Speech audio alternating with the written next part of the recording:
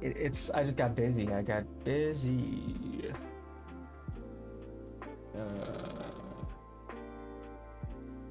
All right.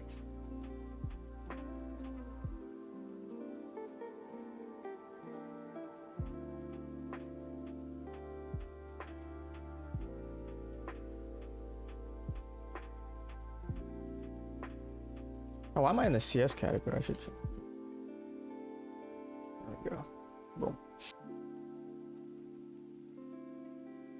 Okay.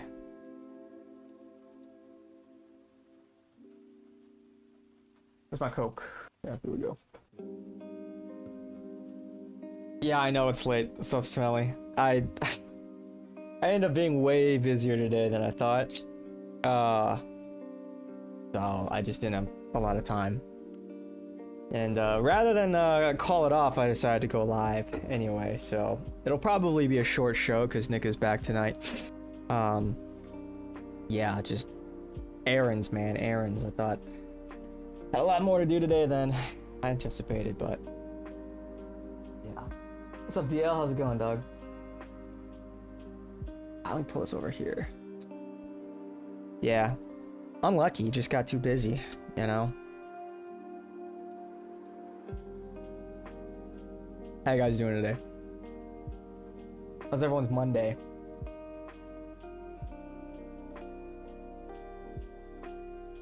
But having a good Labor Day? W Labor Day? Yeah, happy Labor Day, everyone. I know. Yeah, super late today, I know. Late stream. Like I said, I just ended up being busy today. Way busier than I wanted to be, but it is what it is.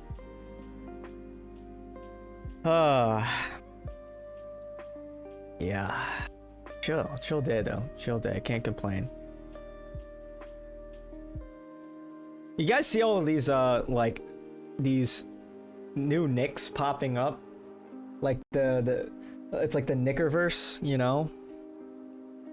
Like you had this UK Nick Fuentes, and now we have a Portuguese Nick Fuentes, and now the Portuguese Nick Fuentes is calling out the British Nick Fuentes for being disloyal.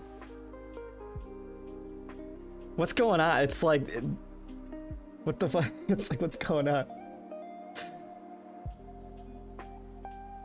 Too many people from out of town to no point going out. Yeah. If you've been slacking on checking in on lives, oh, all good. Yeah, the clone knickers. I've seen multiple times people who are obviously inspired by Nick Fuentes denying that they are. Like, that is so it's just weird because it's like so he started obvious. moving, yeah. It's like Will the real Nick Fuentes please stand up? Israel. It's like they blow up a church, they kill 1,000 people inside, and when you say, hey, you just did this, they're like, no, we didn't. No, that was an accident. I don't know what you're talking about. So yeah, but to give the backstory, basically, I was 20 watching Nick Fuentes for a pretty long time, because I'm 23 now. And, you know, obviously not being American, I wanted that level of commentary. I wanted that level of politics here in Portugal. At first, I simply waited. I was like, you know, I'm just some college student. I'm just, you know, taking a degree in computer science. I'm not gonna be the one to do it. I'll just wait for someone to eventually show up. And I waited for like 6 months, a year, and no one showed up. So I decided, okay, instead, I'll do the smart thing. It looks like Tony Hinchcliffe. Politics. Okay, so I tried to join the Shaga party, and I did, and I wanted to help. I wanted to do a lot of things. I was a enthusiastic and now he's young doing his person, show. Motivated, highly skilled, could say valuable, and I wanted to do stuff. But I was literally in the party for a year, and despite, you know, at first passively trying and then actively trying to do stuff, it was just impossible. You know, I don't want to accuse anyone, but due to sheer laziness. this. And then I was like, okay, if they won't do it, I will. And I was like, okay, I have ideas to do this, to do that, for the party, for the leader, for da-da-da-da. And like, they would just never respond to me. And I was like, okay, but like, I understand, like, you know, you don't really care, but can I just do it myself? And, you know, just attach the party name to it? And they said, no, you need permission. It's like... That's pretty keck. Well, you know, they say imitation is the sincerest form of flattery. But there was, where's the clip of, British Nick? Or where is it? I have always looked up to and respected Nick Fuentes. That is one of the big reasons why I just have no respect for people that attack him. For any reason, honestly. Like, because at this point, if you're attacking Nick Fuentes in the big 2025, what is wrong with no, sorry, yeah, like, take us with you. I need to go to the store too. It's like, you know, going back to the story. I need some ice cream. You know, they were talking about that British Nick guy. The first tweet was Asuka Groiper, and he then replied to himself, the Groiper account. He said, posted like an image where the British Nick Fuentes is saying he doesn't like Nick Fuentes because Nick Fuentes has like I need to up my game. Friends who are pedophiles or something. And it's like, you know, you take one look at this guy, and you know, his set isn't impressive or anything, but it's like, you take one look at this guy, it's like, you know, he's not giggling and slim. That was crazy, dude. When Nick said that, bro, that was so fucking out of pocket. That caught me off guard so much. What did he say? It's like if your analysis is good, he said, I will glaze it endlessly. Reverse cowgirl, giggle, and slip it back. I'm like, bro. Totally out of pocket. From Nick Fuentes. It's like, and you're attacking him? It's like, put this guy next to Nick's show, and it's like, nigga, you're copying his whole flow. Word for word, bar for bar, even talking about the Jewish topic. Yeah, it's the Nickerverse, like, man. Seriously? We're gonna have a Russian Nick. You're mimicking him one a for Chinese one, Nick. And then you won't even put respect on the name of the guy you're stealing. It's like, dude, you've probably seen all of those AI edits of like German Nick, Chinese Nick. There was a fat North Korean Nick today. Let me see if I can find it. It's kind of keck.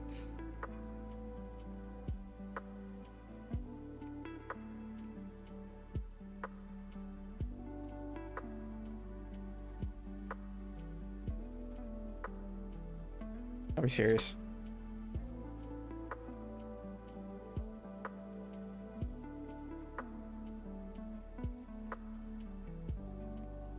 Bro, dude, the X search sucks.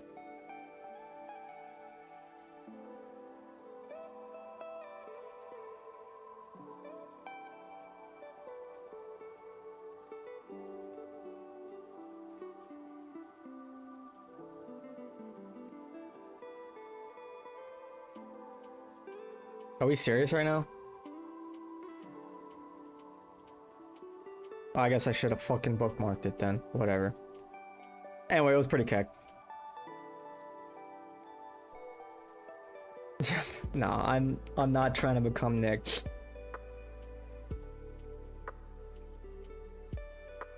I am not interested in doing that. Yeah, the British Nick sucks. In alternative universe, there's a Pro Zhao Ju Nick Fuentes. Yeah. Yeah. Yeah, what is it? It's British Nick.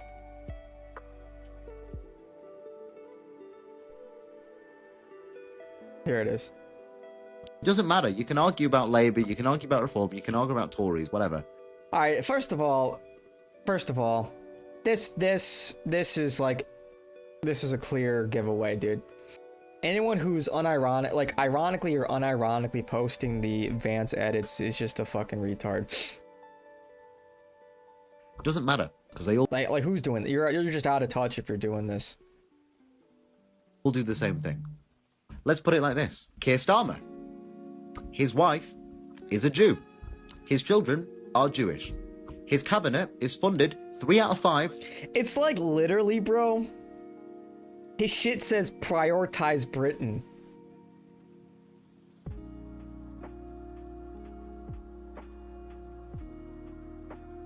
It's like he was sitting there.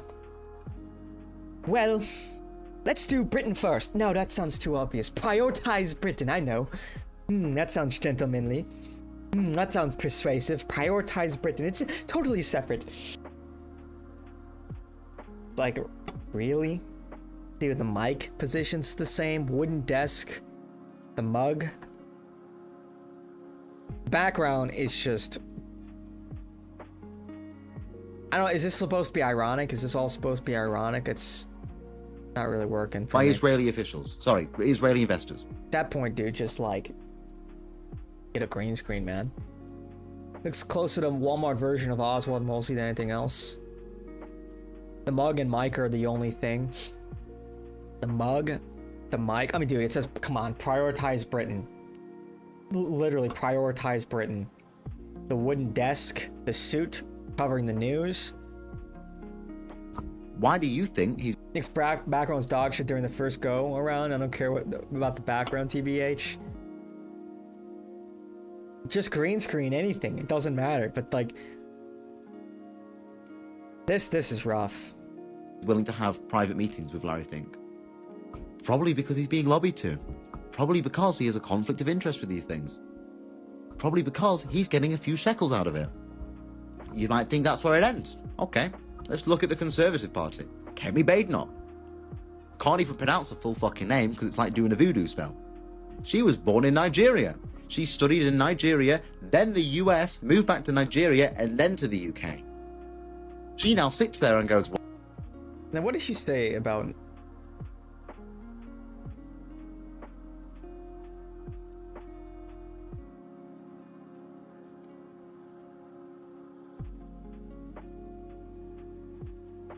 Yeah, it's just like... Dude. I don't know, man.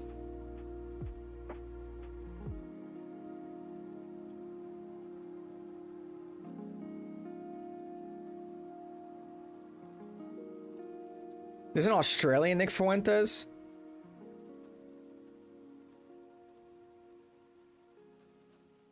What? Dude, come. Like, I guess it's endearing, but I don't know, man. Nick Ridge, his show in his friend's room was as big as a closet, and his buddy just eating chips by the camera. Yeah, but it's original, you know? There's something kind of funny about that.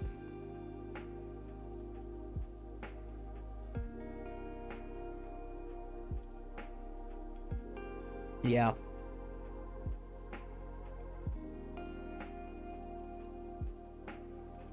Whatever. Just... whatever. Anyway. All you need is in? Good for you. Don't want to abolish police and defense. They want to privatize it because what we have now isn't working and there's no incentive to change. Money motivates. Not defending all. Hey, where's that clip I was going?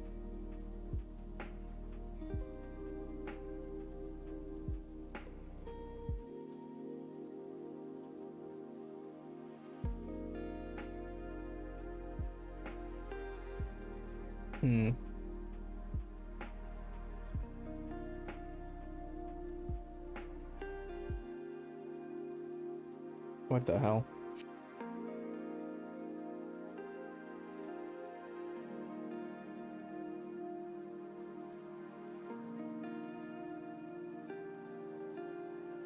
Anyway, I was looking for... Oh, you remember this? Preparing for a future in college sports. But when her girls' volleyball match was invaded by a male, he smashed the ball so hard in Peyton's face, causing traumatic brain injury, partially paralyzing her right side, Oh, that's and not cool. ending her athletic career. It was a shot like she's never seen before. She's never seen anything like it. A tranny Peyton is here spiked the tonight volleyball into in her the gallery, and face. Peyton, from now on, schools will kick the men off the girls' team, or they will That's lose not funny, though. all federal funding. That's not funny. She's there because some tranny spiked a volleyball and it knocked her out. Oh my gosh. That doesn't even sound real. That sounds like that's like the plot of Lady Ballers. That's crazy. She got a volleyball spiked into her face by a guy. It's horrible. Like, that's obviously a horrible situation, but how do you not laugh a little bit? It's like, you imagine some like jack dude in pigtails. You imagine some like 200-pound beast, 6'2", 200-pound beast in pigtails and makeup, slamming the volleyball, spiking the volleyball like a heat-seeking missile so hard it blows up her fucking head, and she has to get brain surgery. And then she's in Congress. She's in Congress in a wheelchair. The only way to get Tranny through spikes a Trump speaking is volleyball Nick into my giggling head his and way now I through have it. brain damage. Pretty much, dude. It's We painful shouldn't now. make fun of it, but there is something kind of ludicrous about it. That's a little bit. It's so absurd you have to laugh. There it is. Yeah, it's pretty crazy, huh? Speaking of which, where has Trump been? Because he hasn't been seen for like a week. All right, let's do news.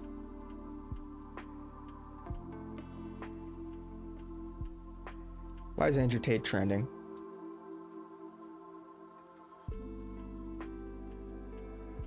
$. The system is about to blow.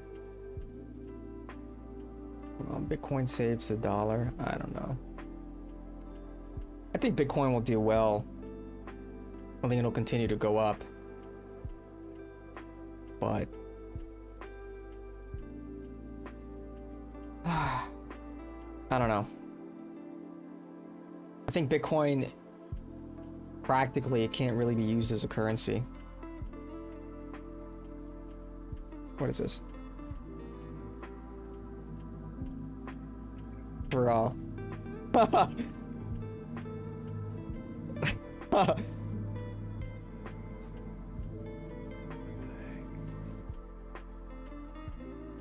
Bro.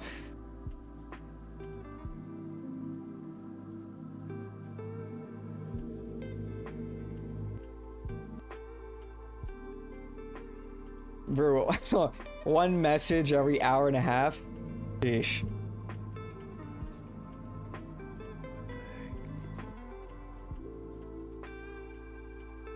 Literally, yeah, literally me.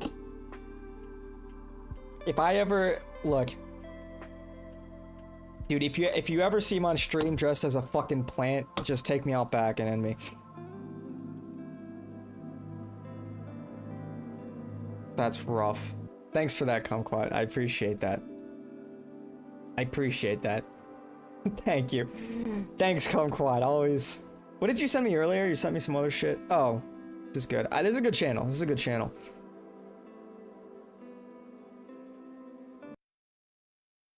When you hear the words good graphics, what image pops into your head? I already watched this stuff. Maybe it's a high triangle count or microscopic levels of rendered detail, or maybe it's a moment. A streak of light through a window. Yeah, I know you already watched it, Kumquat. I know you already watched it. A moment when you felt immersed. So you're happy we're watching it together. That's so What does great, immersion Kumquat. really matter? That's so When we say good fantastic. graphics, what are we really saying? Because it goes beyond realism, it goes beyond ray tracing or high fidelity textures. Good graphics do matter, but not just entirely because of how they look. Tarkov 1.0 looks pretty cool. I was hearing people talk about This is leaked campaign gameplay of the upcoming Battlefield 6. Just kidding. This is gameplay of Battlefield 3 from 14 years ago. This was from the campaign trailer pretty of sick. upcoming Battlefield 6. Markup A trailer 1.0 looks that pretty was, sick. for me, like many out there, a little bit of a final breath of fresh air for those of us who have been yearning for Battlefield's return to the modern military setting for many years now. Why don't you yet just my say initial you'll watch reaction it? You was, don't need to tell me you already watched yeah, it. the key bits are there. We've got grounded designs, recognizable settings, helicopters, tanks, and jets, and yet nothing really popped, nothing really Yeah. wowed me. These visuals, Okay. graphically on par with industry competitors, I don't but know, man. there was Look. something missing, something that had nothing to do with Maybe I watched it, rendering maybe I tech thought or I watched texture it. resolution. The phrase I kept hearing others repeat was, "It looks." I very usually watch Call of Rylo's Duty." videos When people hear when they come good out. graphics these days, they think pixel perfect photorealism. Maybe I They didn't think of watch. games Is that better, look shinier, Kumquat? run I don't worse remember. with infinitely ballooning file sizes. An era of gate-kept visuals, high fidelity, low I swear, FPS. Kumquat. But what I is good just graphics fucking really karate chops to the temple. Good graphics mean different things to different people. A bit like a. No, you can't piece take of it back. The art. damage already There is done some to sub- win. It's already out of your stuff. Kumquat, dude.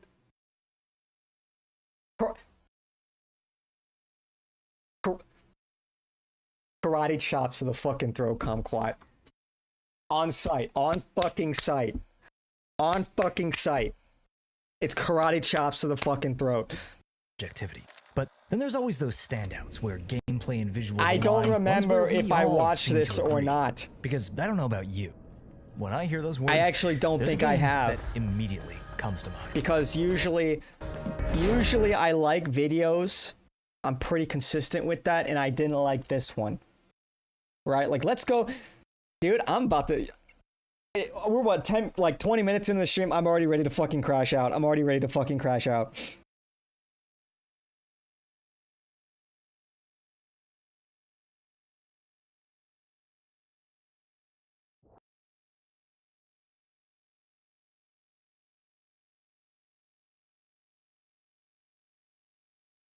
When is Kumquat going to co-host?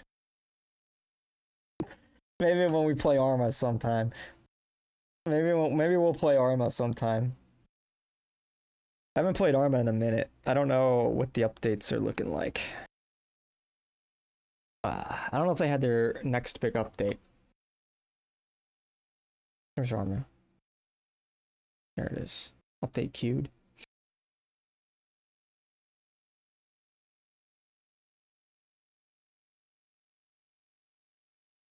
Oh, this was back in May. When's 1.5? When's 1.5 dropping? Yeah, we need to play Arma again. We'll do a meetup one day. I'll be sitting in a cafe and give you a description of someone sitting across the room from me, so when you come in, you'll assault a random person instead of me. I literally drop kick some random person in the fucking head. Yeah, no, that's real. When you're done being the sheriff and want to just tap you on the shoulder, hey, let's get out of here. The cops are on their way. Yeah, for real, dude. For real. That's too real, man. That's too real. The same company currently working on Battlefield 6 in the early 2000s had a goal for a different kind of game. Yeah, I don't think I've seen this, Well, actually. seen through the eyes of a runner, someone to whom rooftops and access corridors were pathways. Originally set in three unique Unironically. cities, Rio de Janeiro, Tokyo, and NYC, later combined into one, Mirror's Edge in its earliest forms was gritty and lived in. But in order to translate this hidden world of clandestine conduits that you or I, or especially law enforcement, couldn't quite see, a new perspective, a new point of view needed to be taken. We see a city, the runner sees freedom. The idea of the runner's eyesight singling out certain elements took the lead for a new ultra-minimalist color treatment. Shapes were simplified almost down to primitives. The spectrum of color was split into ranges between dull and that's pretty vivid. cool. Anything that was dull became white. Anything vivid was now stark red. I don't know, maybe I'm crazy, but I feel like, you know, games nowadays, it's just like the art direction is just, it's so much messier. And maybe a lot of that has to do with, like, I don't know if you guys know what TAA is, temporal anti-aliasing. Just being way more dog shit than older anti-aliasing types. That doesn't help either, but Blue, yellow, or I don't know, green. you look at Vegetation older became games matte. and like Mirror's Edge, and it's just clean. I don't know, it's like it's clear. This is a game that came out, what, like 15 years ago or something like that? and it's just like visibility is so sharp. Whereas I play like a more modern game, and it's like everything's blurry. Everything's blurry. What the fuck am I looking at? And I get half the performance, half the frame rate that I should. It's the Indians. I don't even know how many Indians there are in game development. I think a lot of it is I think it's how they optimize games. I think they're relying heavily on stuff like DLSS for uplifts in performance, and I think they're cutting the sort of QA time in their dev cycle. They're truncating it to get the games out quicker. And so that's why games are also buggier nowadays and have messier launches. It's like, we'll release it and spend the first 3 months fixing it. And then like they never really fix the performance. But I mean, just like this is a pretty clean, and this game came out like 15 years ago. Yeah, W-Take, yeah. You know what I'm saying? You know, I go back, I'll play like Battlefield 4, and I'm like, this is a clean looking game. I can see what the fuck I'm shooting at. You know, I play like, what's a good example of this? Like some of the new Call of Duties, for example. It's just everything is like blurry. Or like really, like Ubisoft games too. It's just, there's just, the anti-aliasing is just trash. Yeah. And monochromatic. Natural variations in color were flattened or blown out. And it was all... And every once in a while, Ubisoft puts out good games. Ubislop. Like, I've been playing Ghost Recon Breakpoint. I've, installed a few mods to make it more interesting. And this is a pretty solid game. This will be a fun game to play with the squad. But it's, like, not bad. But, you play one Ubisoft game, you've kind of played them all. They all follow the same formula. in service. They give us less content at launch, unlike the full completed games of old. Real. Yeah, true. So true. Like, I remember like expansion packs. Remember that? Remember expansion packs back in the day? Yeah. Now you have, and I guess it's a give and take. There you gain something. Like season passes and shit are probably better than expansion packs because they don't split up the player base. You get the content, but now you've got like a skin shop that's shoved down in your face, you know? Like, I guess it's better to just give the players the content and then the cosmetic. Like, that's probably a better system than you have to drop another $15 to play this map pack. And if your friends have it and you don't, then, ooh, unlucky, you know? I do think, like, the season passes are probably better. Of gameplay. The runner's eyes. But yeah, and a lot of these games are just devoid of content at launch, where they're like buggy messes. Like, what's a good example of that? Like, Cyberpunk was a mess when it launched. Lords of the Fallen was pretty rough, although I do think this is a good game. Stalker 2 was, it was complete, feature complete. Not even, actually. They were missing a bunch of stuff in Stalker 2. Still a good game, but it ran like butt cheeks, and there was a lot of missing stuff that they're adding now. I guess you could give them a pass because, their country got blown up, the Ukrainian devs. But, it's like, oh, boo-hoo. Boo-hoo, bitch. You're, finish your damn game. Anyway. On Hearts of Iron, you get to play with someone that has DLC. You get the DLC. That's pretty nice. That's a W. Customization reach is the way to go. Locked behind level. Yeah, it gave you something to grind for, when you saw, like, somebody with Inheritor, was the highest rank, you're like, oh shit, this guy's gonna rock. This guy's gonna rock our shit. And he had like the pilot haunted helm. Remember that? Yeah. Now it's just like you pay $20 to look cool, and it's like, I mean, I guess. What's another example of a game that had a messy launch? Dying Light 2. This game was butt cheeks. I played through it with some friends, but man, if I weren't playing with friends, this would be atrocious experience. I don't know if it's better now, but a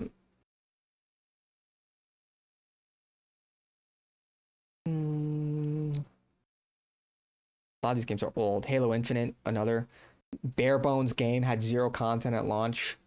Now it's like actually fun. This is actually a legitimately fun multiplayer game. Like it's actually pretty gas. I've yet to play Hearts of Iron. I yet to finish Hogwarts Legacy. My character, Harry Balls, is waiting for my return. Anyway. Halo Infinite didn't even come with Forge at launch. Yeah, just total bozo behavior. Total bozo devs. You gotta grab Ching, Naisu, and Tyler and play Peak with you. Yeah, it's on, dude. Convincing, how much is Peak? Convincing them to play anything together. It's like, okay, $8. Maybe I can get them to play. I'm ready. We have ping pong. Oh, nice. This way. I didn't pack any SPF. Oh my god, the Tamagotchi juice. How many players is this?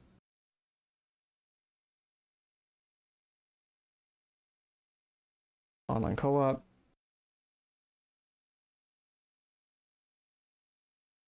Does it say how many players? I should say at the bottom, right? No? 4? Okay. Yeah, this would be pretty content. Yeah, I gotta get... I wonder what Ching's up to. It's like Ching comes back and then he disappears for like a month and I don't know where he goes. And then he's back. And then it's like we're gaming every day and then he disappears for a month.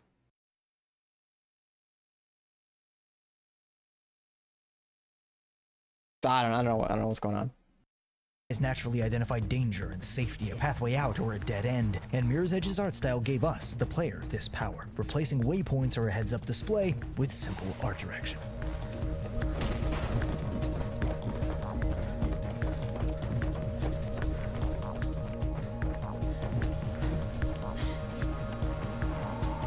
And in a final touch, the light... Ching secretly a narco mule or something. He does live in Texas. He does live in Texas. Maybe he's maybe he's working with the cartel. Curves could be adjusted real-time in-engine to really bring the look that we all recognize from Mirror's Edge to life. A look that, in its best moments, really does stand the test of time. Mirror's Edge's style is instantly recognizable, and despite having a grounded real-life setting, I don't think anyone would call it realistic. But 3 years later, DICE used similar techniques with Battlefield 3's minimalist design. Flatten the color scheme, crush Mirror's the Edge blacks, came out in and then 2008? these teal tones in the shadows. Eliminate thought it was certain like colors and 2010. heighten others, and while BF3 relied on photograph textures and a drastically more complex asset library, its style thrives when lighting, texture, color scheme, and map design play off of each other, similarly to Mirror's Edge. Once you start looking too close, in those moments when the game relies too heavily on its engine and not enough on the bespoke touch of its artists, the evidence of that artifice rears its head. But when we see footage of these games, they're incredibly immersive. Because, like Impressionism or film photography, when artists understand and play to the medium's Got back, what do you miss? We're just talking about games, that's all. when they understand how human perception blurs light and shadow, color and lack thereof, the work becomes so much more than cutting edge. It becomes timeless. They're successful. This is real. This is real, man. Art direction, it's like good cinematography. You know, cameras get better and better. CGI and practical effects, you know, you can scale it up and down. CGI gets better. But cinematography, composing a shot, color palette, all of that, the direction, that is timeless. 100%. That's why it's like, although engines are getting more complex, we're getting better tech, more powerful computers, something like this, which came out in 2008, looks incredible. It's like, look at that. Like, damn, that's compelling. The orange hue, contrast that, boom, split it down, the 1/3, 2/3 rule. And you've got the yellow, the bright yellow light. vertical pillars, drawing your attention like lines to the focus of the shot. That's composition. Mel told us about the day he nearly pissed himself in traffic. That's all you miss. Why are you just making stuff up, Kumquat? Why are you making stuff up?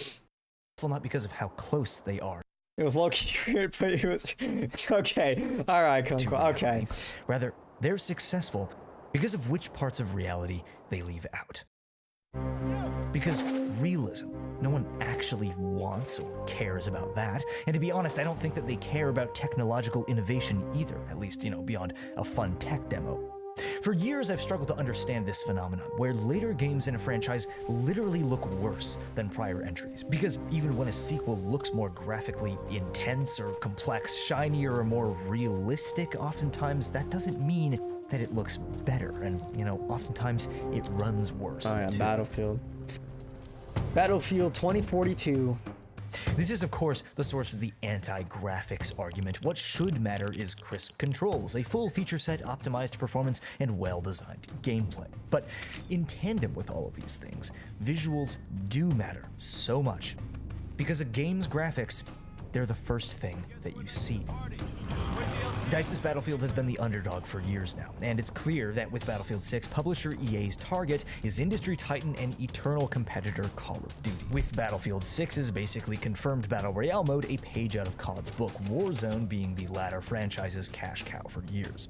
But Modern Warfare 2019, the game that BR was originally attached to, launched on its own without Warzone. And that game was a smash hit. For months, players were in awe of its attention to detail, its crisp, filmic visuals, and stark, I really liked tone Modern were Warfare an immense 2019. step in a new direction for the franchise as a whole, a new, groundbreakingly modern take on FPS, in direct opposition not only to prior games in its own series, but to Battlefield at the time. Battlefield still struggling to find a modern foothold in the 20th century settings it was born of. People made short films out of Modern Warfare 2019's campaign missions. People showcased the game's gorgeous visuals and animations online. And when Warzone did release, it was the community-driven, running, driving, flying, intense and serious, yet over... Dude, 2020, early 2020 Warzone, man, was peak. When this shit first dropped and nobody really knew how to play, there was no meta. There weren't even like that many cheaters, and it was just fun. It was just fun gaming time with the boys during lockdown. Dude, take me back. Take me back, man. Man, now it's just total slop. You talk about, it's like Call of Duty, it's just they can't help themselves. They have a hard reset every few years. And then within like 3 years, we're right back to just pure slop.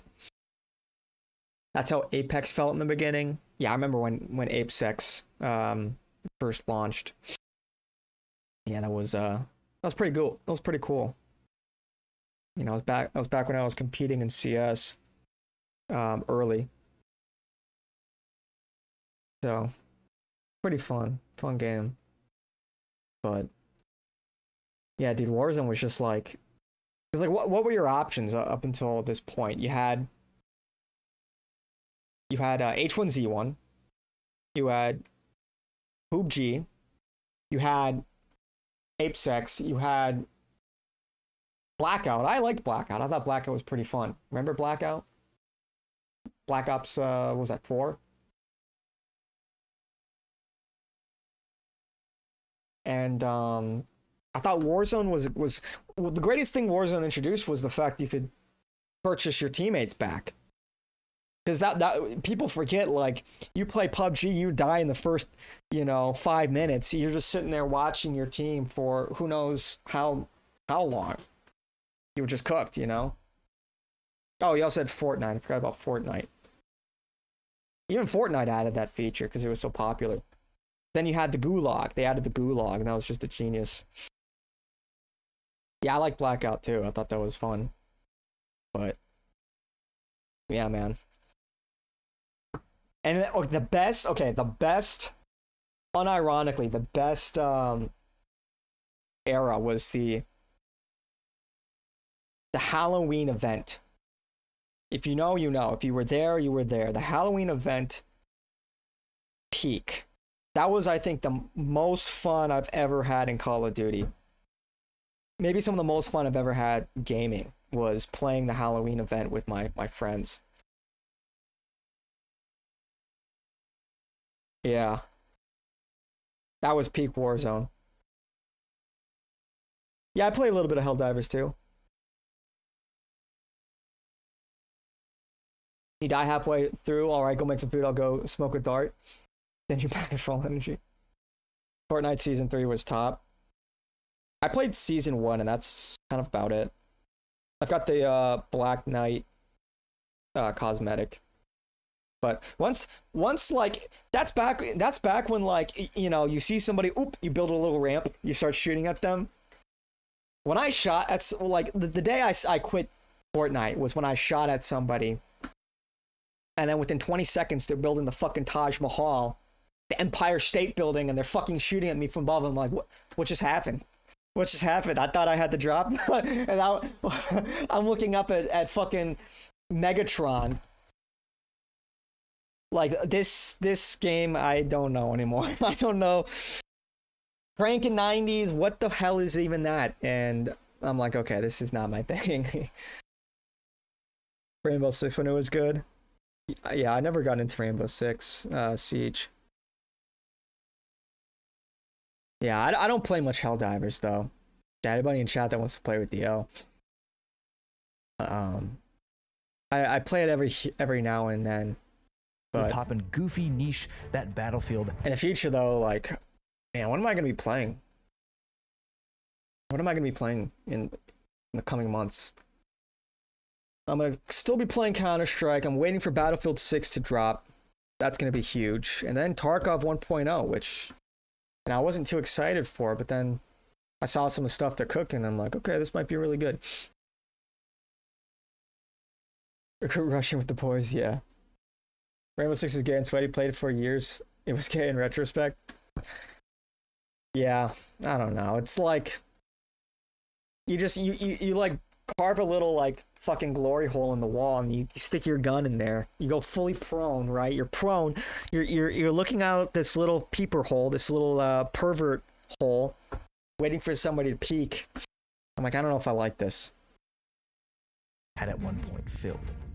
Warzone kept people around for many years, but graphics are the first thing that you see. And it was the core game's look, its art style and visual execution that got them in the door in the first place. What do fans want? It's not that they don't want games to have good graphics. It's that they fear what they perceive good graphics come with. This looks like Stalker. In response to my lukewarm feelings about BF6's visuals, many people asked me an age-old question. Would you really rather have a game with good graphics or good gameplay? Well, why not both? Just look at how fans these days are reacting to current era Call of Duty. This squad? The gameplay might be there, but the identity, the vibe, every year, people expect for it to take that return to form that Modern Warfare 2019 delivered them. And, well, it's not that games need to look newer, higher fidelity, higher resolution. It's that they feels the same, bro. That they took off Jaeger's ACOG and it's all downhill. Shit. Need to look like themselves. Great gameplay is fun when you're playing, but a good visual. Anybody play the finals? Is the finals good? Made by a bunch of ex-DICE devs. Visual style, one that is iconic, that can't be found elsewhere. It's not just nice to look at. It makes the world. What was that? Hunt Showdown? I played that once and I did not like it at all. I actually kind of hated it. Elsewhere, it's not just nice to look at. I thought the gunplay was like really makes floaty. The world that you're playing feel like it means unresponsive. Something. And Battlefield has always been about being part of something bigger. A small piece in a conflict at scale, a conflict that has stakes, that feels real, that feels historical. And the point here is not just to be nostalgic. I remember that Battlefield 1 was criticized for its historical inaccuracy, for its lack Finals is fun. of customization. I remember Battlefield 4's horrendously broken launch. I remember that Battlefield 3, now the beloved benchmark of the franchise, was, in many people's eyes, a dumbed-down departure for the series when it released. But honestly, I think people have forgotten that BF3 looked like this. Felt like dude, BF3 was so good.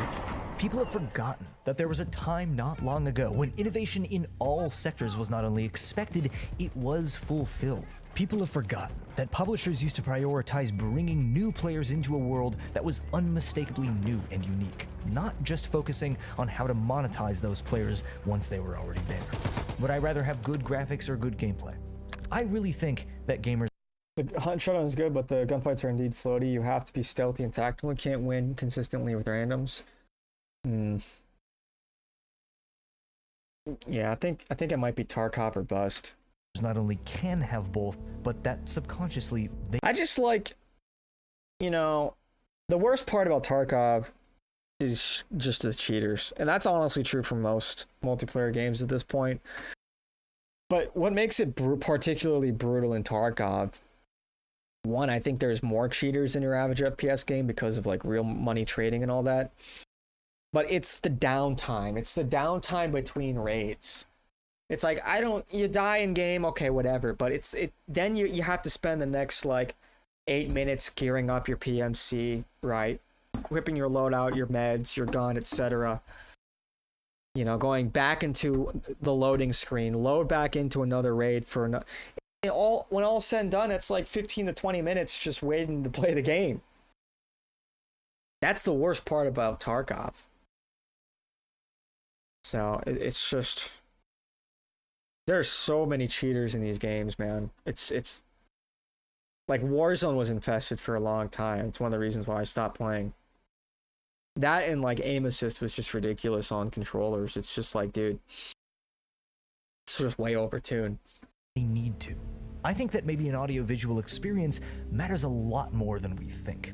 That an experience based in immersion with sound, engaging gameplay, competitive performance, and specific curated tone, all working together, is as much what Battlefield has. It's true. Who else spent 10 minutes shitting the shit at Mob, waiting for a transport heli, just getting mowed down by Bradley at the jump. But you're in the game. You're in the fucking game. That's part of the Arma experience.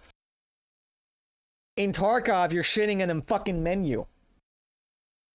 Part of the Arma experience is, you're sitting there, communicating with the people around you, but you're still in the game. You're still controlling your character. You're on the battlefield. Always been about as conquest is. I think that when studios want to, when they have a vision, we can have both. Because, you know what, we used to. Close to every year. And the games cost about $20 less as well. And I say this all as a massive Battlefield fan. I'm sick of this series being the constant underdog. I want to play these games again. It's not like I don't like what I'm seeing here. I just want to see these guys push the forefront of striking grounded designs in the way they always have and make this world really pop. And why does it matter if they do? Why isn't good gameplay itself enough? Because my fear is that in this crucial moment for Battlefield, I literally play Arma with you, bro. The niche that people have turned to other games for, they're leaving the art style as a blank slate to monetize this game into the most profitable game ever when it needs to just be the best. Played Arma on Xbox, it was fun, but it's hard to be good if you don't have a solid team and good communication. Yeah, you just, just join the Russian team. Go to WCS servers and just join the Russian team, because, NATO is full of fucking parts, typically. Battlefield game. Battlefield 6 can't just be good enough. It needs to fulfill a fantasy that people can't find elsewhere. Because I don't want games to look like real life. Real life is messy, it's haphazard, it's complex and inconsistent. And it often isn't much fun, something that games are inherently supposed to be. And games like Battlefield, they've never been about reality. They've been about an impression of it. Because if you know where to look, if you know how to tweak the details, to pull those elements out that your eyes grab onto, you can create a vision that's more than reality. Not through technology, but simply through intention. We don't want you on the Every corner WCS of the server. real world He was is- already big enough. Our borders are closed. We are not the Europe of Arma. Yeah, true. It's always maxed out. It's always maxed out unless you play at like fucking midnight. You have to wait like 40 minutes just to get in the server. beautiful. But in a video game, it can be. I'm Rylan when I like to talk about stuff I think is cool. Subscribe for more like this, and I will catch you very soon.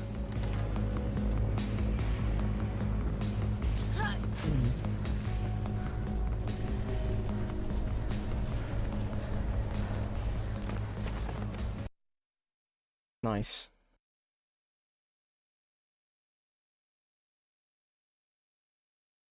Yeah, Rallo has good stuff on his channel.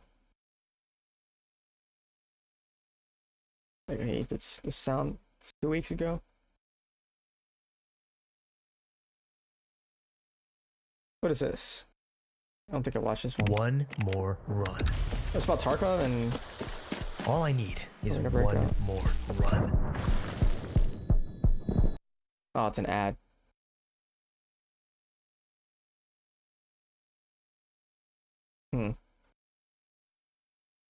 How do I feel about Hell Let Loose? Hell Let Loose is great.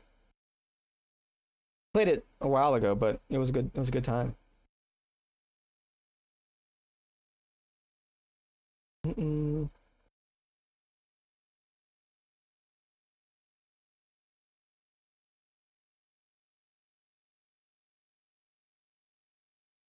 Yeah, what is the name of this game again? Arc Raiders.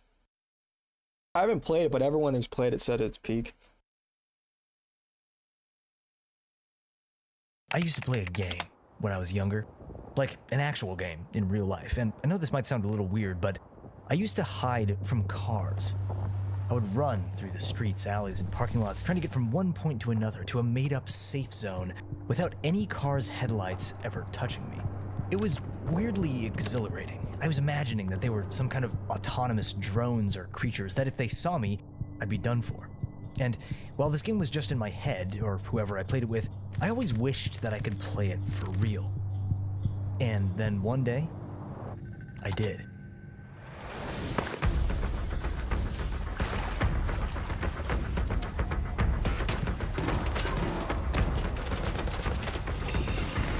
Arc Raiders, developed by Embark Studios, it made a splash on the scene.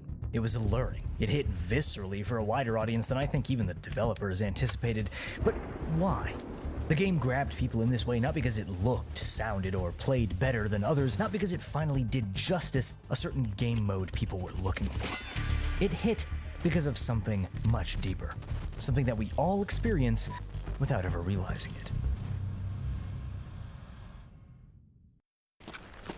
An extraction shooter. Get in, collect stuff, and get out. A gameplay loop that many are now familiar and possibly a bit tired with. It's the epitome of risk-reward cycle gamified, and inherent to the genre is this element of stealth gameplay, but not quite in the normal sense.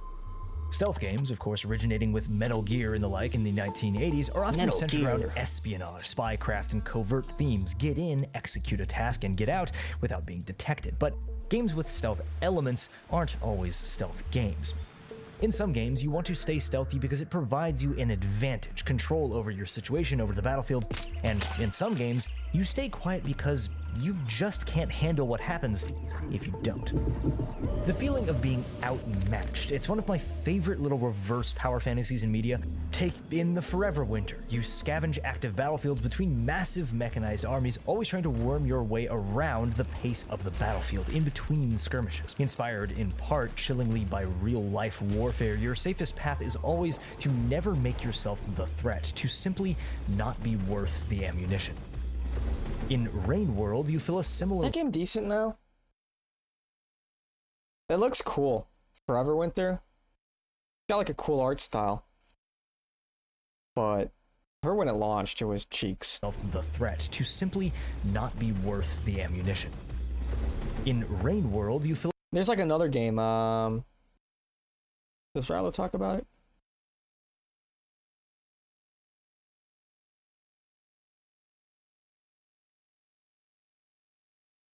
Oh, he talks about Forever Winter. But There is who talks about what is the name of the game again? Fuck, what is it called? What's the name of this game I'm thinking of?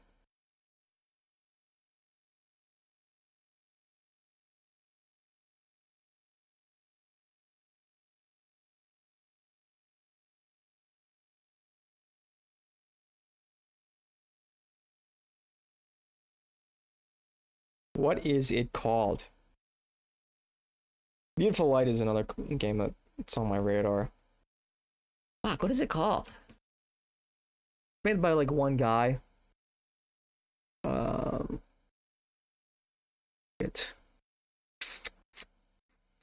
totally blanking. You know who I think was talking about it? Beta Decay. Every year, the indie graveyard piles higher. Failed Kickstarters, abandoned early access projects, scammy survival games that vanish the second the devs cash out. I'm looking at you, Project Leet. Where the f did y'all go? Every once in a while, a project crawls out of that neon rubble and makes you stop and go, wait, what the f is this? Don't let me forget this is a base stream, not just some normie. What is that supposed to mean?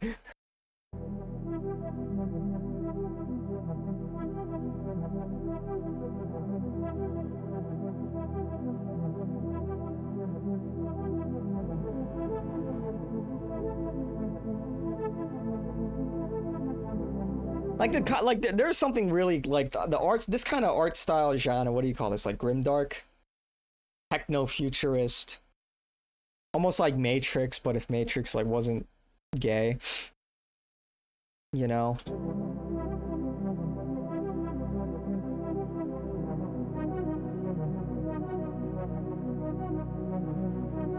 This is Beta Decay, and yeah, it sounds less like a shooter and more like something you'd contract if you went to Night City's red light district. But don't let the name fool you.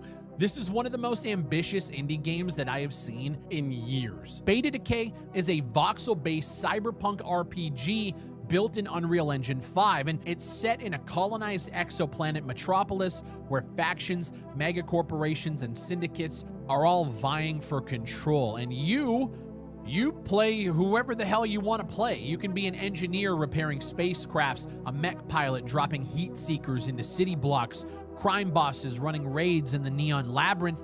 One guy, just one dude, is out here trying to build something that mashes up Starfield, Teardown, and Stalker into a single package. This isn't just a shooter where you sprint around hoarding loot. You've got to eat, you've got to drink, and sleep. Worlds can be infected with viruses, environmental anomalies can cook you alive, and when you die, it's not just a slap on the wrist, it's permanent. Unless you were smart enough to buy yourself a clone, yes, clone insurance is a thing in this game. It's a literal respawn policy. Shipbuilding isn't just sticking a wing on a box. You're wiring power grids, server networks, life support systems, keeping your crew alive while you blast across the Centauri system. Think Kerbal Space Program if Kerbal was grimy, neon, and full of hackers. Yeah, legit, how is this being made by one person? And in terms of economy, there's a huge one, from back alley shops to full-on securities trading on the Centauri exchange, because apparently even in the dystopian voxel future, you can't escape the crypto bros. You just can't. They're gonna be buying tiles in this dystopian grimdark as well. When you're on foot, Beta Decay's rocking real ballistics, so you have bullet drop, per weapon crosshairs, long-range sniping that actually requires you to adjust for distance. But the real question is, why run around on foot when you can strap into a mech? They call them MCVs, or mobile combat vehicles. They're full cockpit sims with flip switches, launching flares, ripping miniguns, and firing off heat-seeking missiles. And the cool thing is it's not just you out there. You can recruit a landing crew, you can order lieutenants to patrol, and they'll radio back orders with processed voice comms. So it feels like you're not just a soldier, you're kind of like building up and running an entire operation. Imagine Mech Warrior, but in a neon hellscape, built by one guy in his spare time. Ambitious? Yeah, fuck yeah. Insane? Most definitely.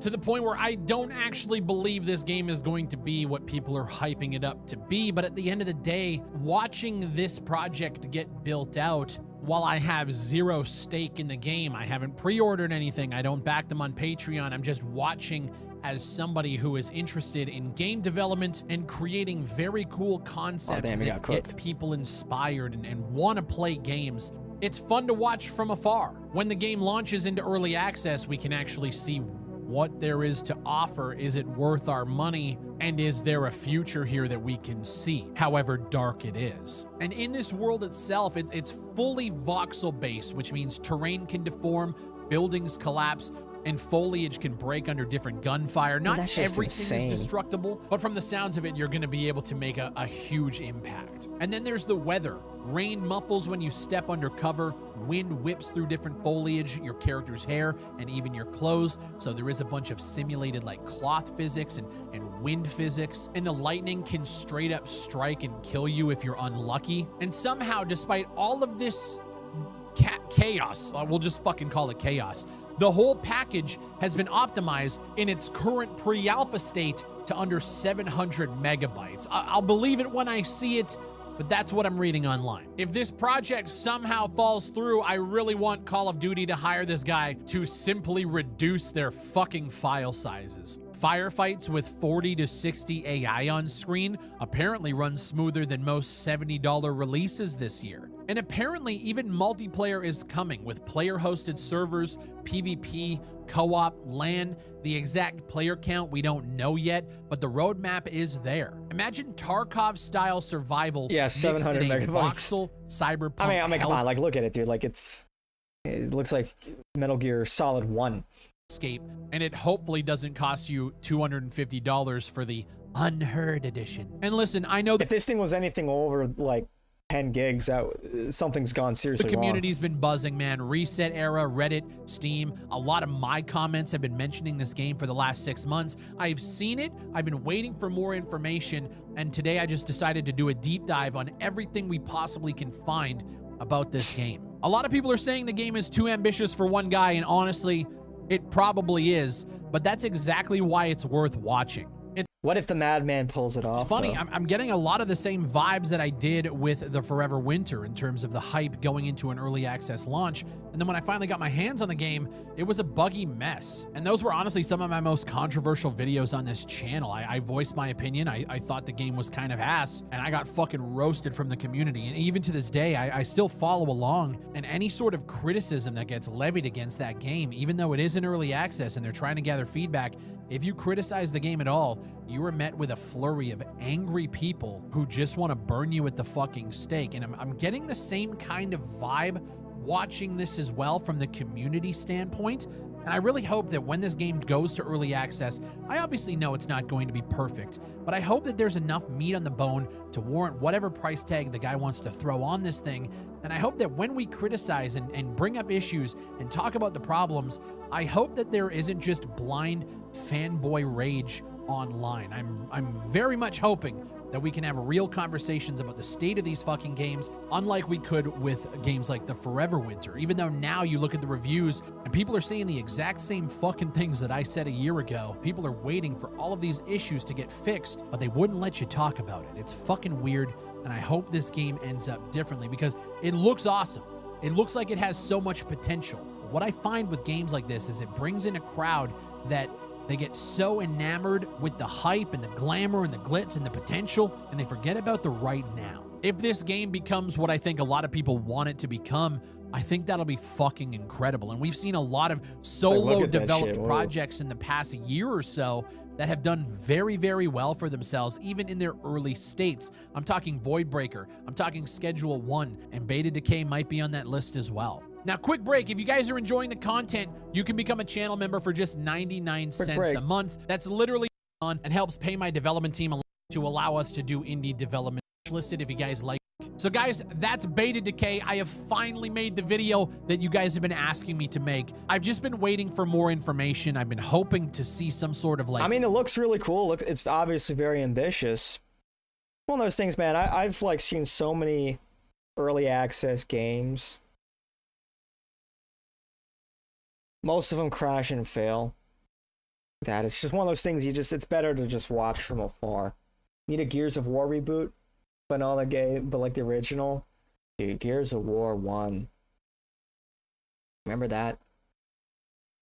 Remember when Carmine got his head taken off? That game was like, that game had aura. Remember that?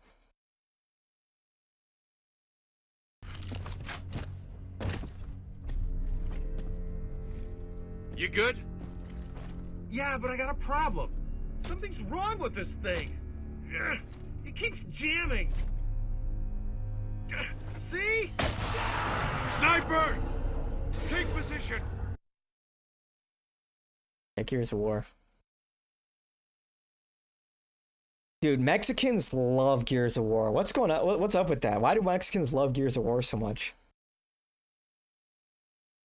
He cried, yeah. It's like this is like the official game of Mexico, I swear.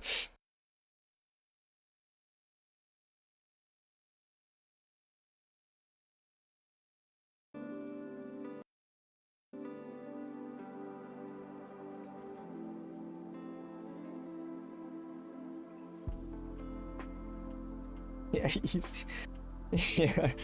Yeah. You guys hear about the cat girl drama, Battlefield? We had a video yesterday where people have been trying to get to the bottom of this fucking cheater. Everybody thinks this person's a cheater.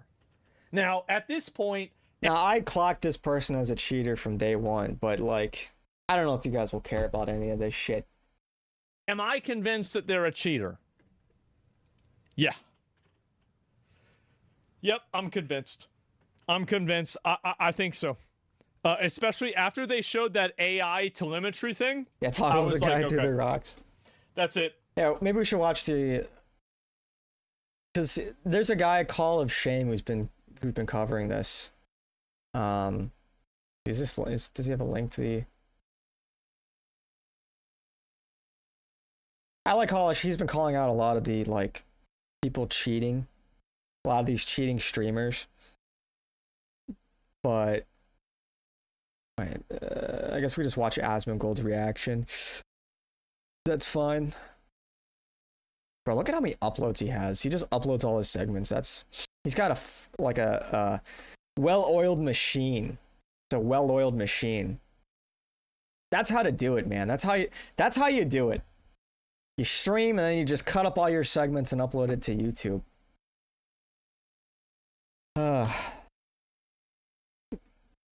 Maybe I should do that. Anyway, this was the first video he did on it, I believe. People do not want to let this go. They still think that this person is aimbotting. We got him. Catgirl using soft aimbot in Battlefield 6. Uh-oh. Disclaimer. 1.5 it. Call of Shame is a commentary and investigative critique channel that focuses on gameplay. Okay. All streamers are guilty until proven innocent. Oh my when Riley god. first joined Team EXE, a team clouded by cheaters and controversy, wow. He was welcomed into the aiming community by Shimmy. By February of this year, Riley claimed his aim could now rival aim assist, posting yet more suspicious gameplay clips, once again backed by his friend Shimmy. I was very curious to know who Shimmy really was. I decided to dig deeper. As his teammate, I needed more information. Who's Shimmy? What I found was concerning to say the least. Shimmy himself had been banned from Call of Duty for cheating using soft aim. And for those that don't know... So the guy gassing him up was a cheater? This cheat artificially adjusts a player's aim within a certain distance of the target. So it's kind of like the aimbot that you'd have in console, like where you have aim assist. Where it's like, you ever play Halo back in the day and it'll kind of like move your crosshair a little bit closer to like an elite's head or something? Pulling the crosshair toward enemy players once they enter the aimbot's field of view. Exactly. So it's not hard. Can you remember in a recent video I showed this on Riley's gameplay with a little aim bubble? That, in essence, is how soft aim works, and I'll go into more detail on it later. But for now, I want to go back to Shimmy. Okay. Team EXE, or XE, whatever you want to call them, I don't really care. They had to make a public statement and admit he was using soft aim. And because the situation was so public... So they already had a cheater before in there in the first place. They really had no other option. He eventually admitted to cheating, knowing the game was up. Okay. I don't know. Do you guys care about this? I don't know if you guys care about this. Notifications. Yeah,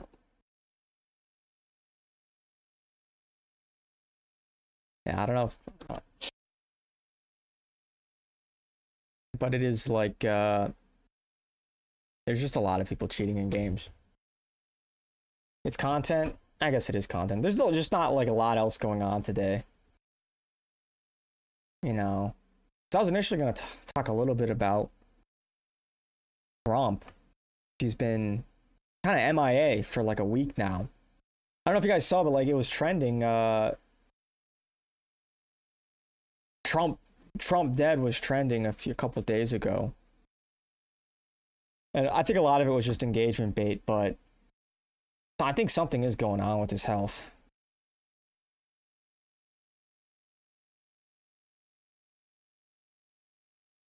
Going on Brown Groy for 1991. You missed the movie review? No, I'll have to push that back to tomorrow or Wednesday. I didn't have time. I was super busy today. So, no, you did not miss it. I'll do it tomorrow or Wednesday. I just simply ran out of time today. That hairy streamer has a way of combining statement with the question. Wait, hairy streamer? Huh? Oh, you need a Zen? Good to hear, Kumquat.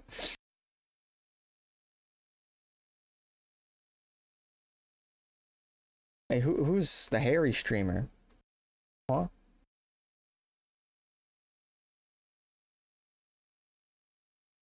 Hope Trump lives.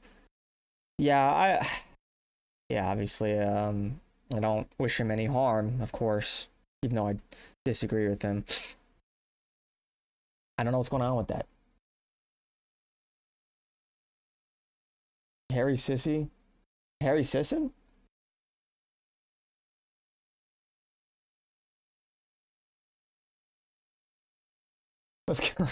I'm confused. Oh, Asmongold.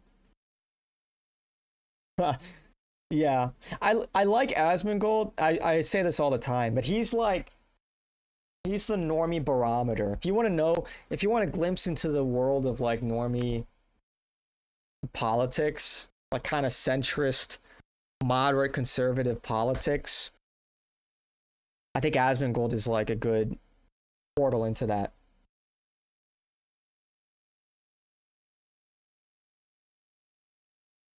Ah, dude, and then just, people just advertising on Kick, man. I'm so... The bots on Kick are just crazy, man. There's just... I can't go like 20 minutes without somebody trying to sell me shit on Kick.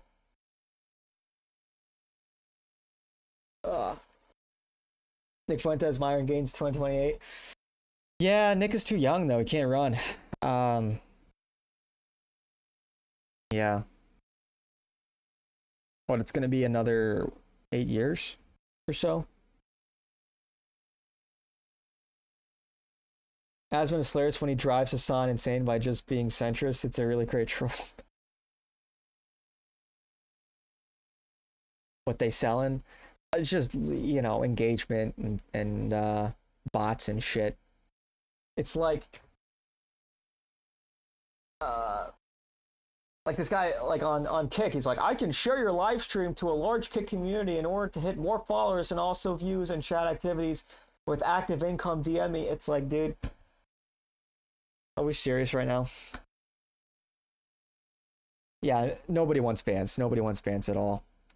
But, Trump is a Zionist puppet too, but, I don't want him to die, Like, that's unhinged. Especially when the person waiting in the wing is just way worse. So,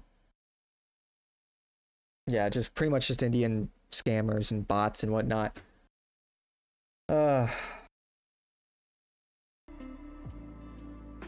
Isn't it also tiresome, man? Why is Resign trending? There's kind of really not a lot going on today. I know it's a holiday, but...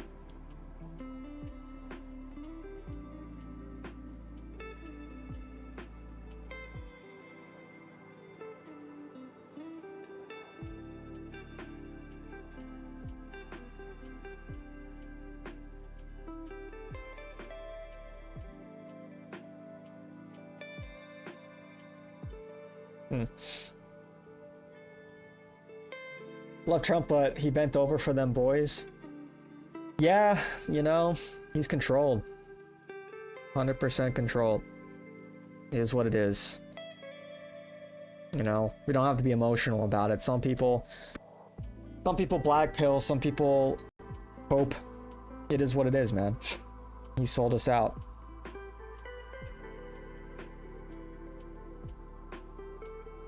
I think he just kind of wanted to stay out of jail. We need a new party.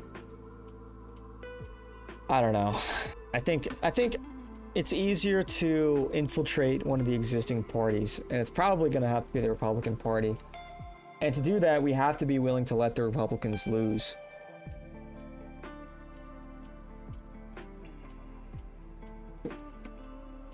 Aspen, I'm the fairest. I'm the most. I'm always the most fair. My opinions are always fair and well balanced. Yeah.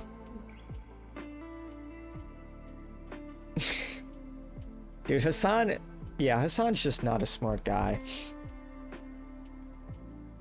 Yeah, it's kind of crazy. How many viewers is Hassan? Is he even live? Let's see if is he live right now. Let's just browse Twitch. Let's just browse.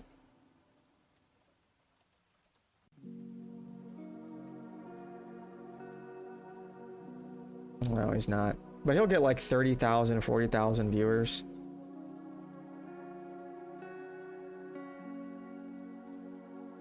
Whatever. The Nationalist Patriot Party, the Super Based and Red Pill Party, the Super Based and Giga Chad W Incel Party for Chads and Patriots. Guess we'll have to let the music. You never catch Aspen Gold live. Yeah, it's always dude, he like uploads a lot on YouTube. He's kind of a content machine, to be honest. Like this is what a well-oiled machine looks like. Eight uploads every day, all clipped from his live stream. That's the way to do it. That's the way to do it. You stream and you have like planned segments that you're gonna react to and stuff. And then you just chop it up and upload it as a YouTube video. So I think Asmongold bot like per hours watched is the biggest streamer on Twitch. You could do it hire Kumquat. Yeah, I could hire Kumquat, but I think if Kumquat would just like, dude, can you imagine Kumquat as an employee? That would be kind of crazy. I think as a troll, he would like delete my channel for a day. Just to fuck with me. He would just have like ridiculous thumbnails and like titles and shit. He'll just like subtly sabotage me, you know? Like this is the kind of if Kumquat was in charge of my channel and he was like uploading clips to YouTube, like for the first hour, it would be like a thumbnail of like, it would be like edited, like, you know, there would be like a pixelated dick going into my mouth or something. And I'm like, what the fuck? And I would check again and he would change it back to something normal. That's the kind of shit that Kumquat would do on a regular. He would just fuck with me nonstop, you know? And then gaslight me into thinking that it's not actually happening. Like, what are you talking about? What are you talking about, dude? You're schizo. It'd be like a totally normal thumbnail.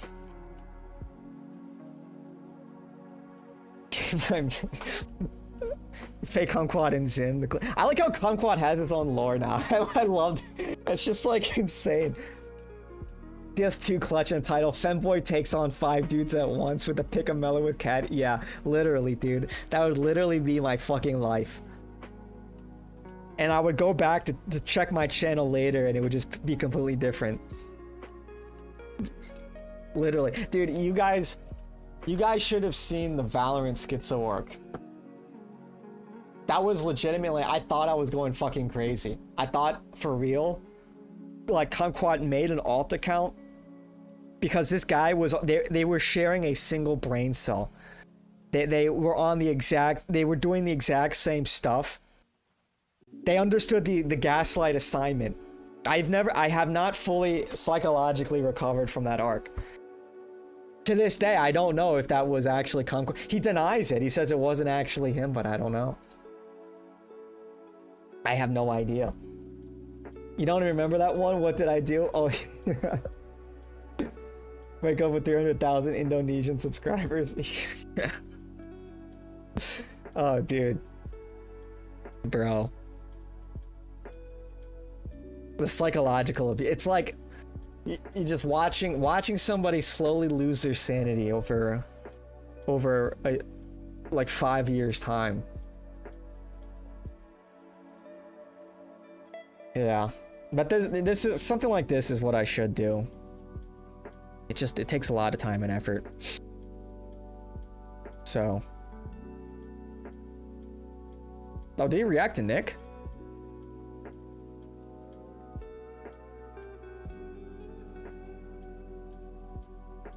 Yeah, never forget that Asmongold co-hosted the Scuffed podcast with Trainwrecks in 2019. A debate that featured on one side Sargon of Akkad and Nick Fuentes. Weird pairing, I know. And on the other side, Hassan and Destiny, another weird pairing.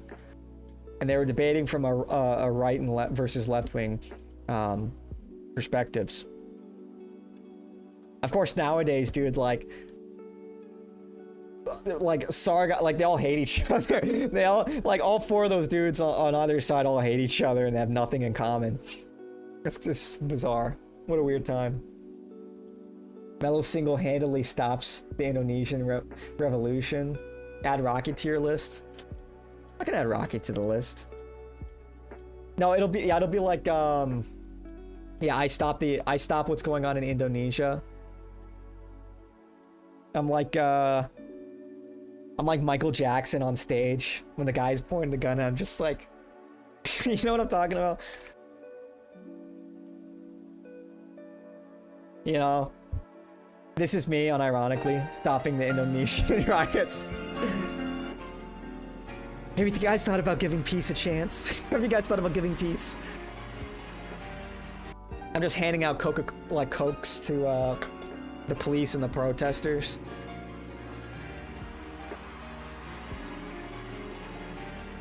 It's me unironically. When's GTA 6 coming out? In the spring.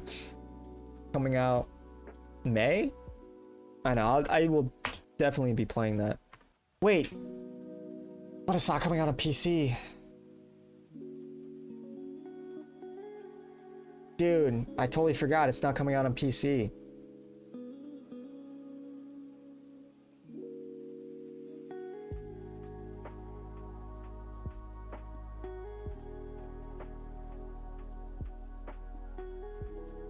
It's like...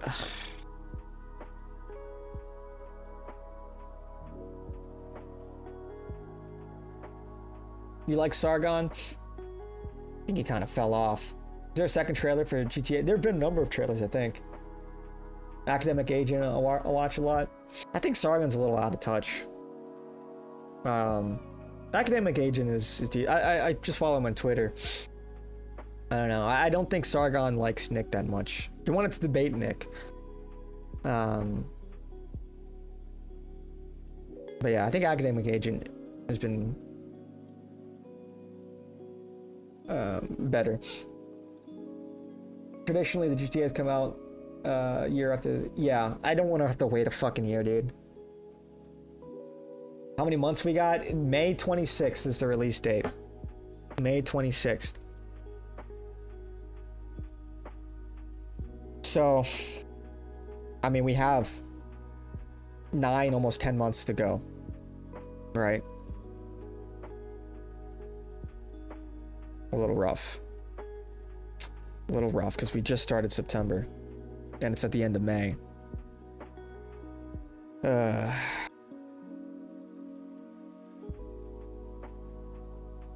Academic Agent did 1 or 2 videos on Nick.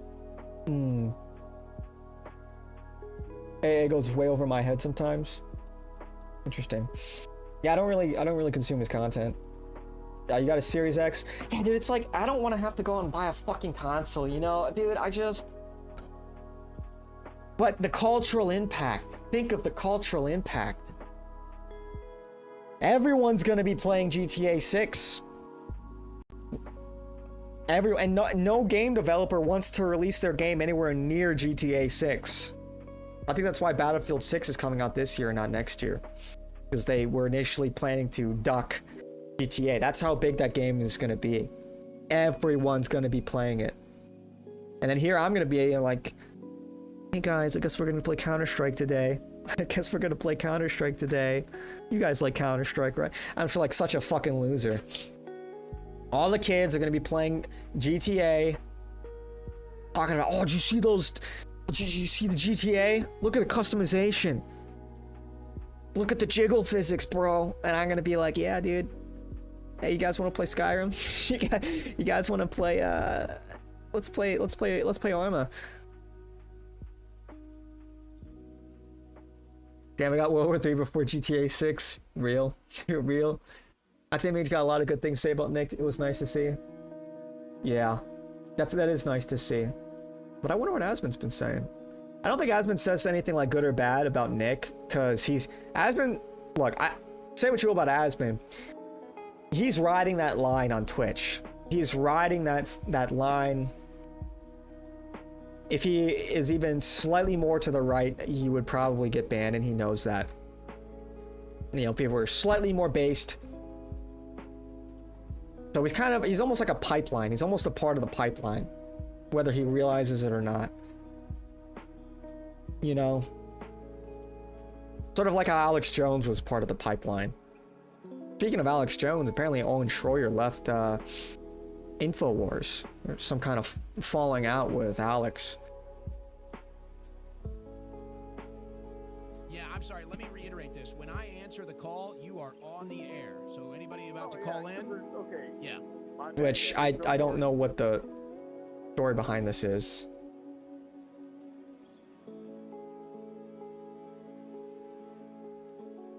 It might be because Owen talks about them bullies too much. I don't know. I have no idea. Grok, please summarize. Grok, please summarize this live stream. But just fake having it. Yeah, I'll watch somebody's YouTube video. I'll grab my Xbox controller. Whoa, chat, look at that. Chat. Damn, we killed another stripper, chat. This game's sick. I'll literally just like fucking like put my camera over some black guy's camera who's playing the game. Not even mute his commentary. Yo, chat, this shit is whack. And I'll be like, chat, this game's great. That'll be me, unironically, because I would have nothing else to, like, I'd have no other reason to have a console. Fuck. Been on console since Dreamcast, Super Nintendo, PlayStation 1. Yeah, my first console was the original Xbox. And then I got a GameCube. Then I got a 360. Then I got a PS4. Then I got an Xbox One, and that's been it. Yeah. So when all your friends upgrade to Xbox One, you're still stuck with the 360? Yeah, for real. Hey guys, anyone want to play MW2? Shut up, pussy. What are you, poor? No, I'm not poor. It's, you know, it's just, you know, it's, come on. Come on, I got Modern Warfare. You guys like Modern Warfare 2? It's the GOAT. When your mom doesn't let you get a new console. Come on, guys. Old time's sake. Let's play some Black Ops. You guys like Black Ops? Black Ops 1, remember? Play some zombies. Asmongold says Nick can't even have a bank account. True. Did Owen Schroyer get an Alex Jones tattoo? I don't know. I have no idea. Yeah, I remember watching Owen in 2016 in the Antifa protests. Yeah, I think Owen's a patriot. I think he's a patriot. You know, he's friends with Nick and the Groypers. Dude, see, look, another solicitation. Do you see this? It's like every fucking 20 minutes.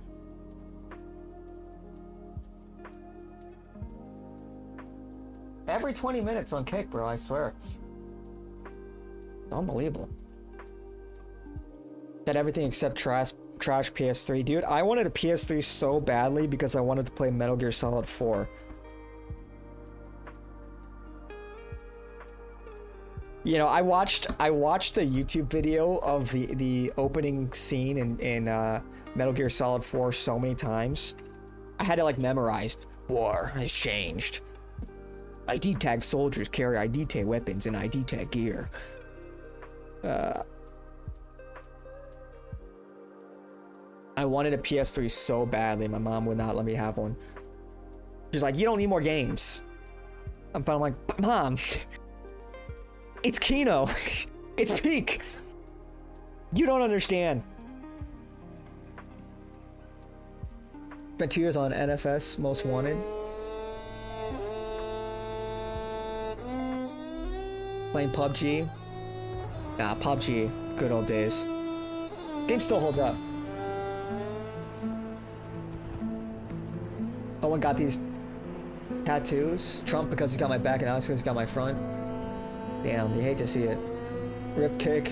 Real. You wanted a PS3 for Unleashed? She did you a favor?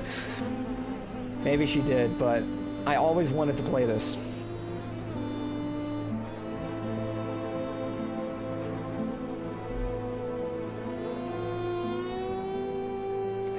Maybe they'll remake this and bring it to PC like they did with Snake Eater.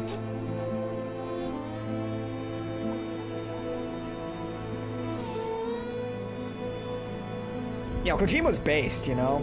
His games were like about like this secret cabal of globalists controlling the world, you know? A system of control.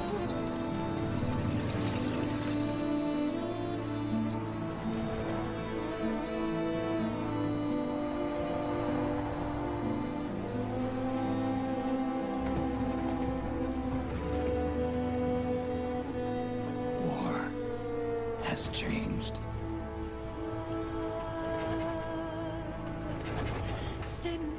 It's no longer about nations, ideologies, or ethnicity. It's an endless series of proxy battles fought by mercenaries and machines. War and its consumption of life has become a well-oiled machine. War has changed. Since what, 2008? ID tag soldiers carry ID tag weapons, use ID tag gear. Nanomachines inside their bodies enhance and regulate their voice acting, you know? It's old Snake. Control, information control, emotion control, battlefield control. Everything is monitored and kept under control. War has changed. The age of deterrence has become the age of control. All in the name of averting catastrophe from weapons of mass destruction. And he who controls the battlefield controls history. Waiting for the Ghost spin-off game? War has changed. You almost have every enemy skin on Fortnite, but I haven't played it for about 6 months. Been playing PUBG a lot. I remember watching my Galf, what's that? Big brother, one of your girlfriends? Big brother play Metal Gear on his PS3, stuffing bodies. Yeah, real man.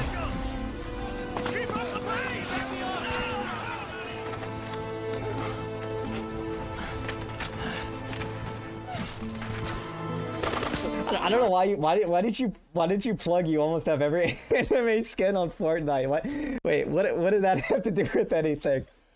I almost have every anime skin on Fortnite, but haven't played it for about 6 months. Anyway, I've been playing PUBG a lot, and it's like, what? Hey, what? Hey, yo. Now that's real, man. The skin economy. I have a friend. He's like, he'll log into games just to buy skins. He's like, oh my gosh, look at that booty. I gotta buy it. And I'm like, dude, stop gooning. I can't help it. And I'm like, okay. And they get his ass every time. Minus $20. Chun-Li skin in Fortnite. He doesn't even fucking play Fortnite anymore. Same thing with like Marvel Rivals, you know? It's just fucking... Get a grip, man. Get a grip. Random thoughts.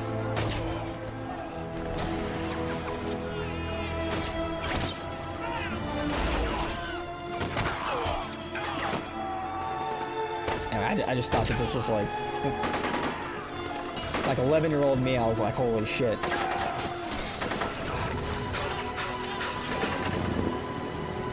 That's fucking cool.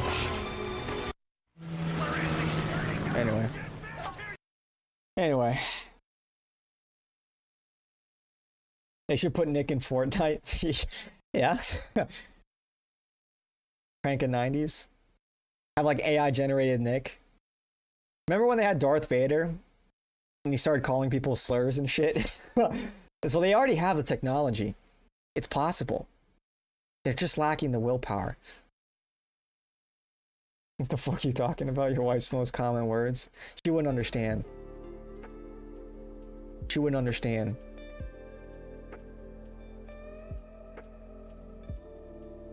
That is one of the big reasons why I just have no respect for people. Yeah, we already watched that. All of these new Nicks popping up in the Nickerverse. You got Portuguese Nick, you got British Nick. Apparently there's an Australian Nick too. It's like, dude, what's next? We're gonna have a Chinese Nick next. China #1.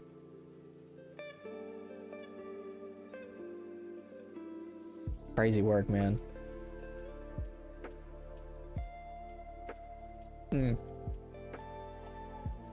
Get the new Nick Fuentes and Myron Gaines skins this Christmas. Yeah, run it back in duos. Ah, man.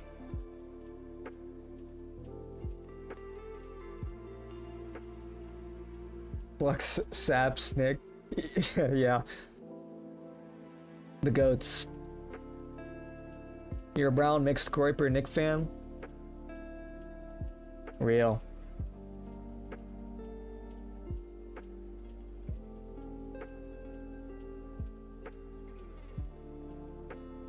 Yeah, Nick has all kinds of supporters. It's pretty funny.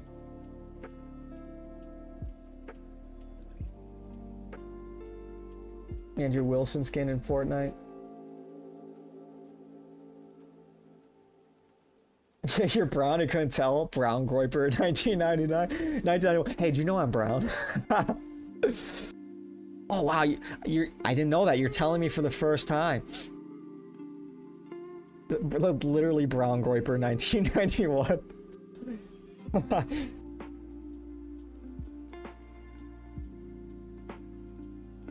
Yeah, Nick is supposed to be on tonight. Don't know when. Coming back, he's making a return. Yeah, he said he'll be back Monday. I wonder what he'll talk about. Probably talk about the assassination in Yemen. That's probably what he'll talk about if I had to guess. Maybe talk a little bit about... We already talked about the Catholic school shooting. Maybe the Trump stuff.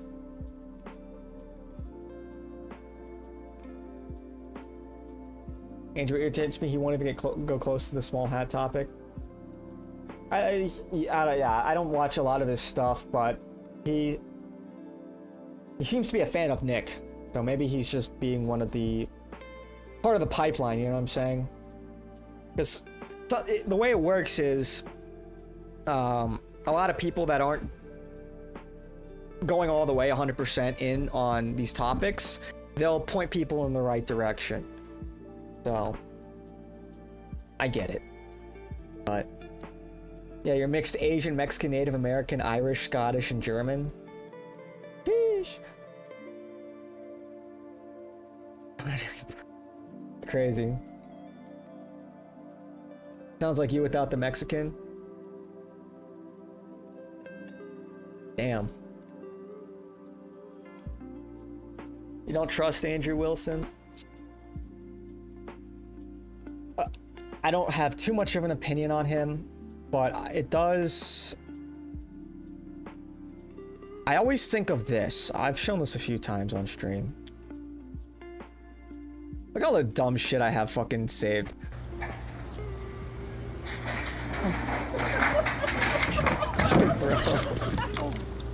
Like, anyway. This is like...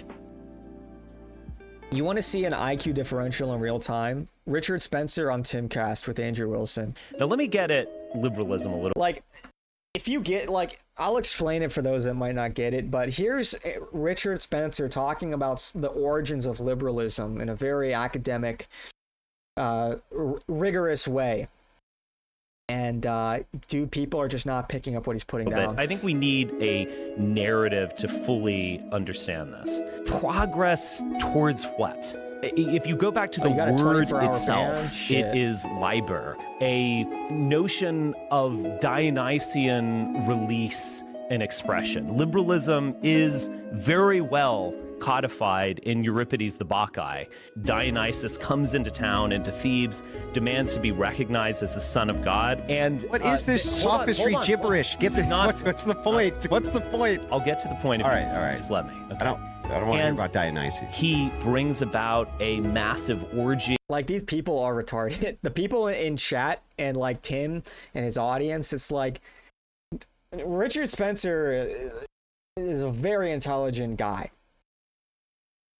And he's talking about like really in-depth philosophical things based on ancient Greek mythology. And it's like it's just too high level for people, and they're just getting irritated because they don't understand what he's saying. That will ultimately lead to, and it's like this is like this is the perfect example of just the IQ differential, especially when it comes to politics, man. This is like it's on full display here. I love coming back to this. You asked ChatGPT about the Assass. It gave me, you passed Assass, asked for a 2025 Assass. That gave you what did I just read? Assass? What? What are we talking about? I'm lost. His debates are legendary. His TikTok invasions are greatness. The beheading and death of the Pentheus who's actually leading Thebes. So liberalism, it isn't like rational or about policy. It's fundamentally about release. Even democracy. Now this guy is talking as woke as he's not woke as hell. This guy is far right. Democracy itself is a kind of this is Richard fucking Spencer. He's not woke, bro. You could say, in the sense that it is about all people participating, taking part, the majority winning. That's what liberalism is. Well, I'm going to jump right in the middle and say, when you're going into Dionysus and stuff, I'm like, come on, what's the point? But it actually is very interesting that liber in ancient Rome, it is the root word of where liberal and these words come from. I love how that's the takeaway that Tim gets. Oh, it's true. Liber is the root word. That's the whole... It's just like, man, it's just painful, dude. Exactly. That is interesting. It's just painful.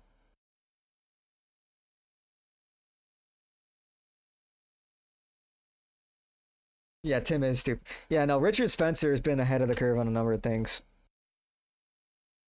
Honestly, he's more vindicated as time goes on. Richard Spencer is one of the goats.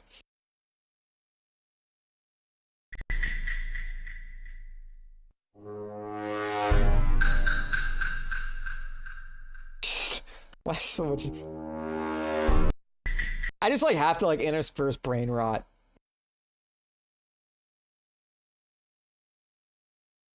Oh, come quiet, you'll like this. Want me fucking with the lawnmower after the fucking belt broke? Yeah, sure. I need fucking help. Remember last year I had to replace the belt? I need you to hold the fucking pulley. Yeah, I got you. Why the fuck are you so willing to fucking help me today? You always fucking give me a hard time. You tell me you don't have time. No, there's no problem. I'll help you out today. Need help? I got you. The fuck's gotten into you? What do you mean what got into me? Fucking all smiley and shit. Like, oh, I'll help I'm you, happy, buddy. Dude. What are you happy about? I don't know. Well, I fucking ask you all the time to fucking help me with shit and give me a hard time. You'll help me fucking change the belt? Yeah, no problem. How long do you think it'll take, you think? Half hour? Oh, that's no problem. Yeah, I got you. You got shit you gotta do? Yeah, but it can wait. Why are you being so fucking nice? Dad needs help. I'll help him. Bullshit. What is this? What do you want? You're fucking trying to I don't set want me up. anything. You're gonna fucking ask me for something. I know what you're fucking No, doing. I'm not. You know what? You're gonna fucking be like, hey, remember I helped you with the lawnmower? No. You can go fuck yourself. I don't need your fucking help. No, because you're gonna fucking turn this into like, I fucking helped you put the belt on, so I guess said what? I'd help you. You can fucking let me stay out till fucking 6 o'clock in the morning. I know you're fucking I said I'd help you. You ain't doing it just to be nice. There's something you're fucking working an angle. I know you. You need help. You're a Here, fucking shyster. let's go. I'll even help you out of your chair. You'll fucking help me today, and then this weekend you'll be like, hey, remember I fucking helped you with the belt? Then fuck. You don't like the Italian accent? That's crazy. How can you not like the Italian accent? Most base buyers. We did watch a little bit of that what college? What do they call it? Ask Me Anything or debate. What do they call those things? Change my mind kind of thing. Dude, yeah, Bam Margera and his dad, that's a deep pull, man. That's a deep pull.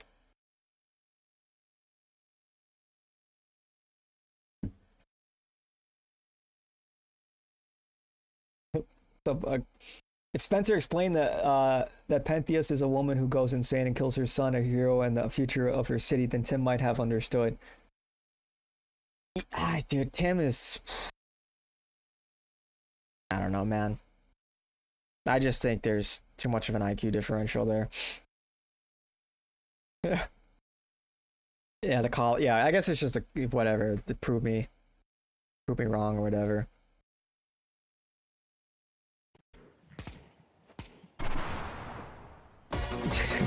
What the hell? How do you do this, guys? That's stupid. I was sexually abused as a child. You know, I mean, that's not an easy thing. You must have been an attractive young gentleman. What? You know, just I'm gonna leave you with one last thing because we have to hop up. But that's such a crazy thing to say. Like, what do you even say to that? Oh wait, you know, what did I see?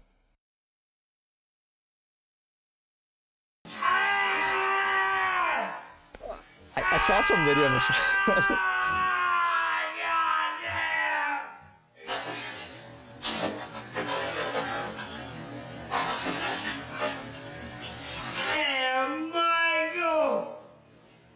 oh shit.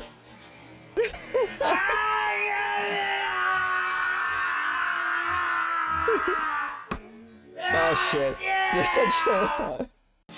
That just fucking one-tapped me, bro. That actually just one-shot me. Oh, dude, I actually have tears. That's so fucking stupid. That's so fucking dumb. That is so fucking stupid. That is so fucking retarded. That's just so dumb.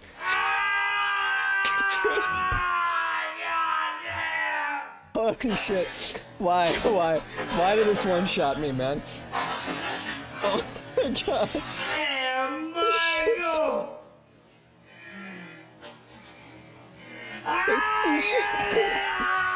It's just so fucking unhinged, man. Like, why?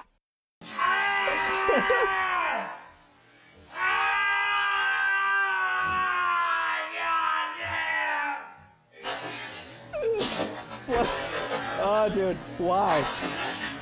I don't know why that fucking one shot me like that. Oh my gosh. Oh fuck.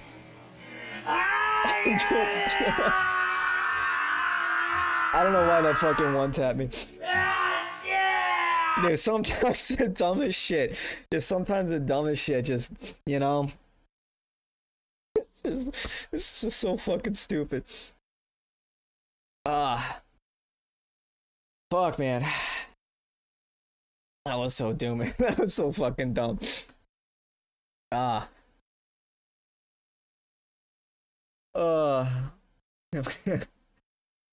seen a huge 6'4", 240 pound versus a dude wrestling? No. Craig Jones versus Gabby Garcia. Oh man, that's just so dumb. It's just so fucking stupid. I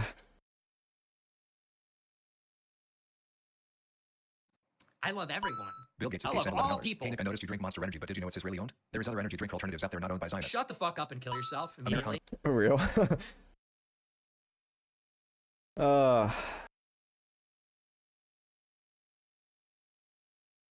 Anyway. Just all kinds of dumb shit. All kinds of dumb shit. Is Nick doing a show tonight? He's supposed to be. Let me see. Are there any updates? Any updates on Telegram? He said he'd be back today.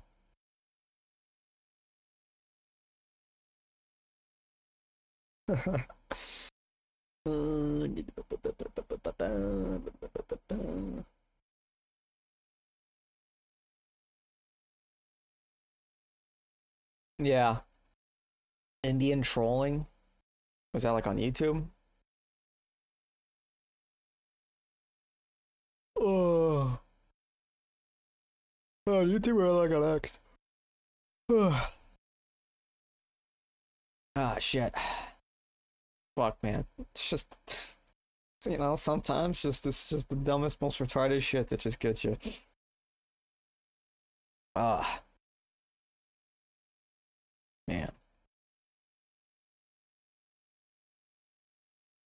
We're at that point, aren't we? We're at that point. Oh.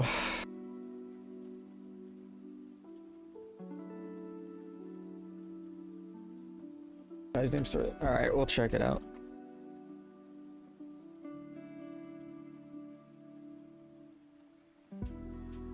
Adanya?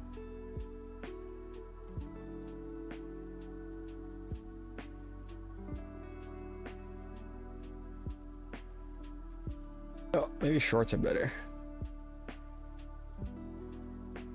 Anybody got a mic? Yeah, we all got mics. How do you like the game? We're having quite a bit of graphical glitches, but it's okay so far. I don't like it. Garbage, cold word. Dude, it's a beta. It's not going to be very good. It needs to be good. $70. No, it don't. To keep crashing? You think I want to pay $70 to crash? I can get in my card for free. I haven't had any crash. I'm sure you can get your goat for $2, but you know. But I can get it cheaper.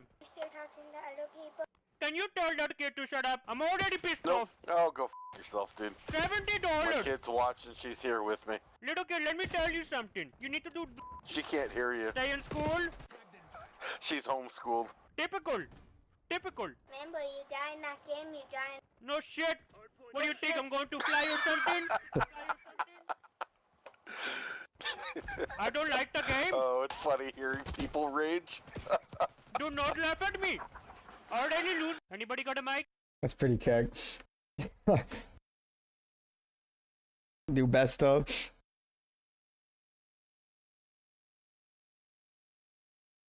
Yo, show me your. Follow my.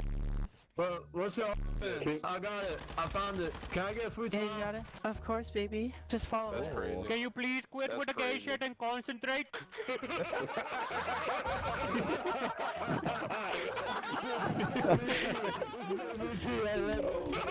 I do not need to tell you too many times to concentrate, please. I'm crying laughing so hard. Do not cry, bitch. Concentrate. I believe in you. I'm good, brother. Shut up, woman. I'm trying to give them motivation. Strawberry what? Shortcake? I mean, my kind of tastes like cherry. Wait, Don't lie, bitch. You got that Orbeez. That's crazy, man. That's crazy. Nobody wants to see your of ham, woman. In fact, I will make a and I will show you my butt hairs. Shit, man. Yo, Larry, do something about this guy. No, I'm not your boyfriend. You're for the streets. Larry, I'm not gonna give you that free trial. That's to protect me. No, that's That's definitely a dude, right? Are you gonna take something or what? That's definitely a dude. No. Yo, Aiden, Is that his friend? Keep going, bro. Keep doing what you're doing. I'm not going to respect this woman. Woman, if you don't shut up, I will report you, bitch. Oh my god. Yo, Aiden, I just added you, bro. We're linking up after this, bro. You're a good guy. Nope, I am not gay. I would not link up with men. Yo, Aiden, go back to your bro. Shut up, bitch. Go back to showing your.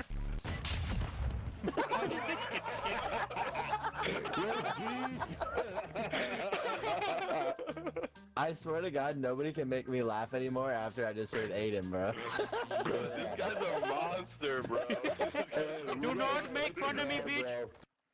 Okay, come on, everyone get their shit together. Give me the bomb. I'm going to do my thing. Going to wait. Everyone rally up on me. Come to me. Come to the team captain. Everyone come here. Get him. Frogs, get him. I got him. He's done. Yeah, now what? Put the gun down. Now what? You're gonna pay our healthcare system. You dumb Dave. Me and the boys are good. We got a back. Me and the boys go kiss your boys in the lips. You don't talk to me, bitch. You're gay. I don't like. Don't tell me that. That's crazy, man. Nope, I like the bomb, so please go to A. Of course you like the bomb, bitch. Can someone riz me up? Nah, let's just skip that. If you pay for dinner, I'm down. I do want a meat sandwich. No. Can you meat sandwich the bomb to A? Add me on Snapchat. Yo. Oh, I got fucking Did y'all hear that guy? Can you me sandwich the bomb to A? Bro, this guy's a fucking genius, Alexis, bro. add me on Snapchat. Yo, I'm gonna add you. So your name is Harrison. I like that. No, my name is Evan. it's kind of in my gamer tag. Cohen Harrison? No, not I. No, we just went over this. Then who the f is that? It is me, woman. You know? The fuck? Free only if we clutch up the game. Okay, I'm down. I love this guy. Aiden, add me back, bro. We're running it up next game. Don't be gay. Sorry, I'm gay. I'll be gay with you, man. I'm gay. Never mind, I'm not gay. That's pretty quick. I want it to be like groceries. This guy this guy's not actually Indian, right? Or is he?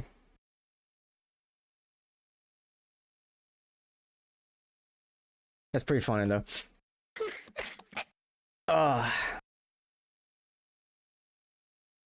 Oh shit.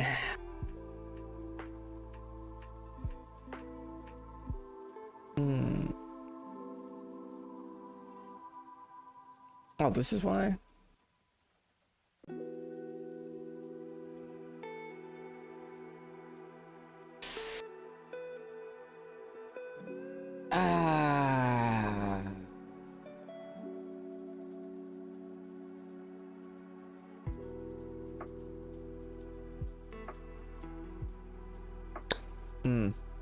You think he's white? Yeah, I mean,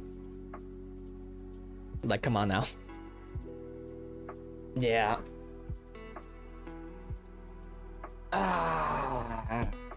Uncle Alex, what are we doing? Uncle Alex. Mr. Jones.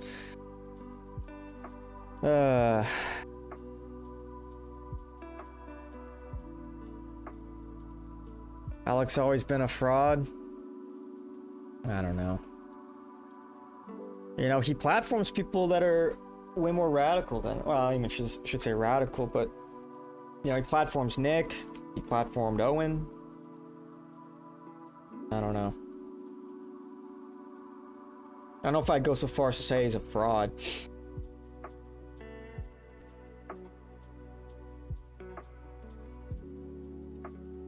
But you hate to see this.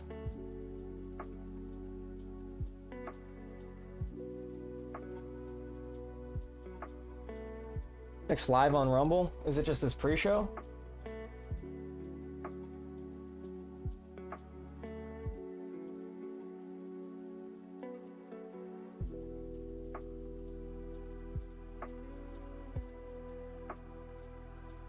Yeah, it's just his lobby intro.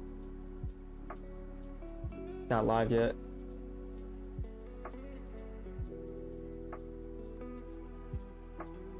Didn't Owen do 2 years for Alex? Yeah, what was the reason? I totally forgot. But yeah, he did time in jail.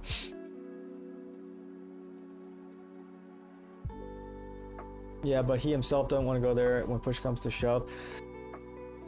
Yeah, I get that, but they've also sued him for over $1 billion, like $1 billion fucking dollars. Like, I don't know. I think it's easy to criticize from afar, but clearly he sacrificed in many ways for this battle. So I think that adds a lot of weight. That's why I wouldn't say he's necessarily a fraud. You know, I don't think he takes it all the way, obviously, and that can be disappointing. But again, he's had on Nick several times, and you know, Owens talked about it, Harrison's talked about it.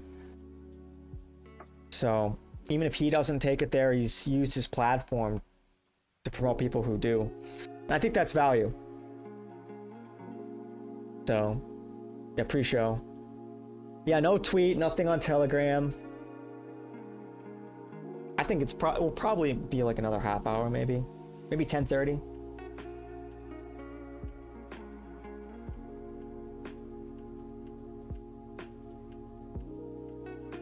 If then you're proving your point that you can't take him seriously. Well, it's kind of like I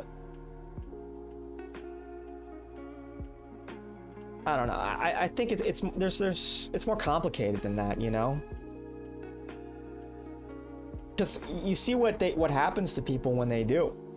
It's a very difficult thing to demand of people, to like willingly kind of charge headfirst into like total cancellation.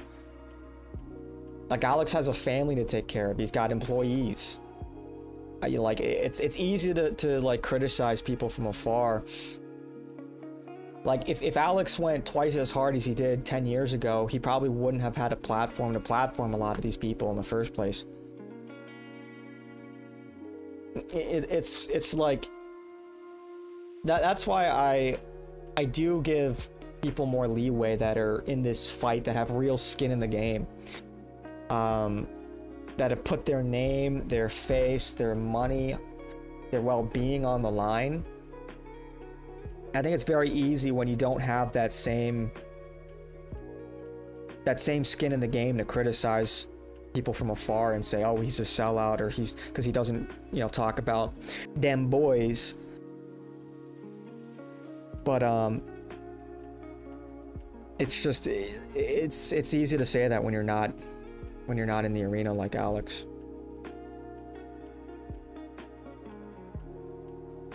Regardless of what happens to him, how can I trust his voice in and of itself? It's one of those things where it's like, look at what he's doing though. Look at how many times he's had on Nick. Look at how many people that super chat Nick's show say, you know, saw you on InfoWars, glad I found you, you're the best commentator, whatever. You know, there's real value in there. So it's not just about what Alex says or doesn't say, but look at what he's doing. Look at what him platforming somebody like Nick, how it's growing the message, it's growing the audience, it's getting it out there. And Nick will go to bat for Alex. Nick vouches for Alex. And so it's not always like as simple as just saying, oh, they don't talk about Jews, okay, then forget about them. It's like, you know, that's why I say there's a pipeline. There's a pipeline. Like, for example, a lot of big content creators on like YouTube for years, you couldn't even touch these subjects with a 1,000-foot pole. But they would act as like they would give dog whistles, or they would you know, they would point people in the right direction. So they might cover Nick, give him praise, and that will turn people on to Nick on platforms where Nick is banned. And so I think, you know, he's used his platform to red pill a lot of people. And I think there's a lot of value in that. So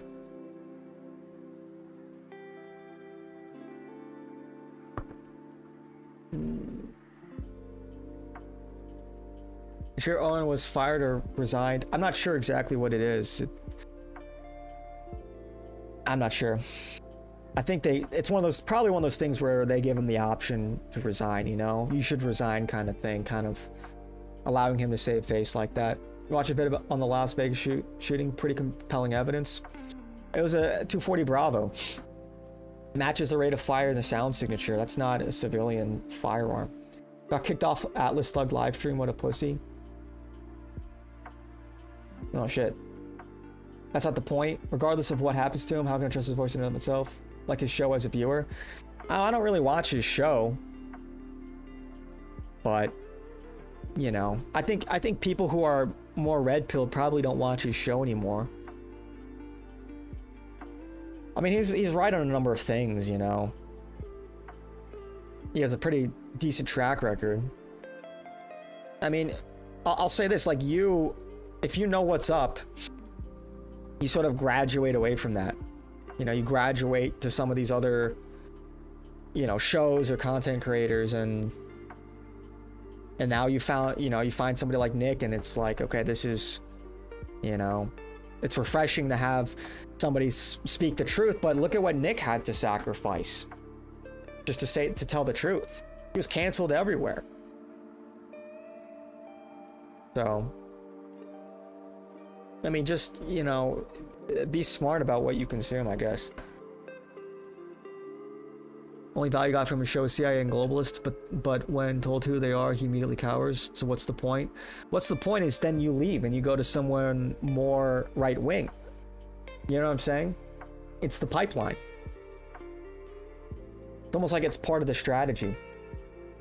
I read some stuff from David Knight, William Cooper, and Brendan O'Connell and Alex Jones op. I think Nick knows about Alex, but he uses AJ for access to new viewers. It's all good. And yeah, that's kind of what I think is going on. You know, I think Alex in some ways is, I mean, look, like I think he married, like, I think his wife is Jewish, his ex-wife is Jewish, and you know, how legit Alex is, I'm not entirely sure. You know. But again, as far as there is still something to be gained from that alliance, so to speak, then I think there's value there. I don't, it's one of those things where let's think for a second. Let's think about strategy. Alex platforms Nick. That's a good thing. If we were to attack Alex, would that ruin his credibility among groypers, etc.? Is that something would that drive a schism between them? Can Nick know, like, would he still be able to tap into Alex's audience? That's politics, man. You know, sometimes you have to make these concessions to gain ground. So,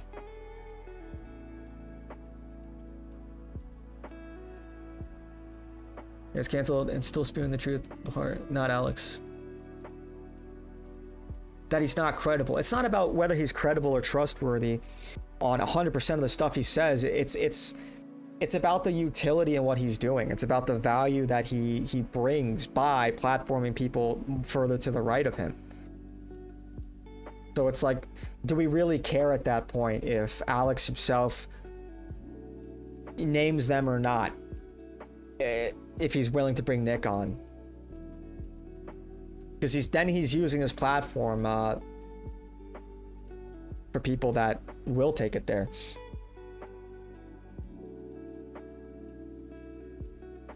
People like Nick Fuentes and others like him will never actually make political change. You guys have way too much baggage that opposing campaigns will exploit. Have fun losing elections. You're just wrong. You're just wrong, Alec. Like, dude, Nick has had so much success. He's breaking into the mainstream. People are changing their opinions. I think you're wrong, man. And it's like, what is, and losing elections, What does winning elections look like? Does winning elections look like the Trump administration that we have now? That's what winning looks like? Do we really want to win if that's what we're fighting for? I mean, seriously. Winning and losing elections, look, that's for the GOP to figure out. The GOP wants to win, they need to appeal to us, not the other way around. That's just like a GOP talking point. Oh, if you're being too disagreeable, this is why you're gonna lose. This is why the Democrats, who gives a fuck? Who gives a fuck, man? Let them win. It's up to the Republican Party to figure out how they're gonna win.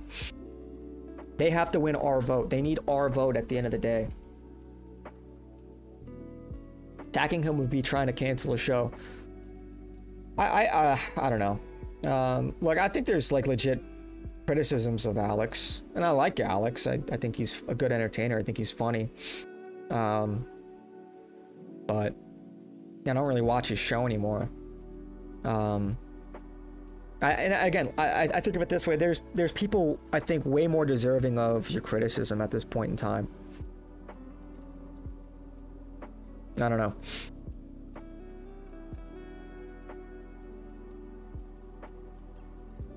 So it's one of those things where when it comes to, and this is just like, this is straight, coming from Nick, like, and it's the same thing with like Andrew Tate. There are things I really don't like about Andrew Tate. I question his authenticity. I think him and his brother are really trying to stay out of jail, and they're banking on their connections to the Trump administration to help him out. But they're also platforming and they're supportive of Nick. And so when Nick tells his audience, like, hey, don't attack these people for these reasons, because he's trying to, it's politics, right? He's trying to bridge he's trying to make these alliances work so he can accomplish greater political objectives. And it's hard to do that when you attack every single person that Nick interacts with because of a disagreement or because you think they're controlled. And it's like, I think that's somewhat tertiary. No one's saying you have to like support everything they do, but I think there are people way more deserving of a lot of this criticism. And like I said, I'm not a fan of Andrew Tate. I think he's funny in a number of ways, and I think he's certainly right on a number of things, but sort of the thrust of his message I disagree with when it comes to like having multiple wives and shit, and his whole background in pornography and whatnot. But veteran as well-being.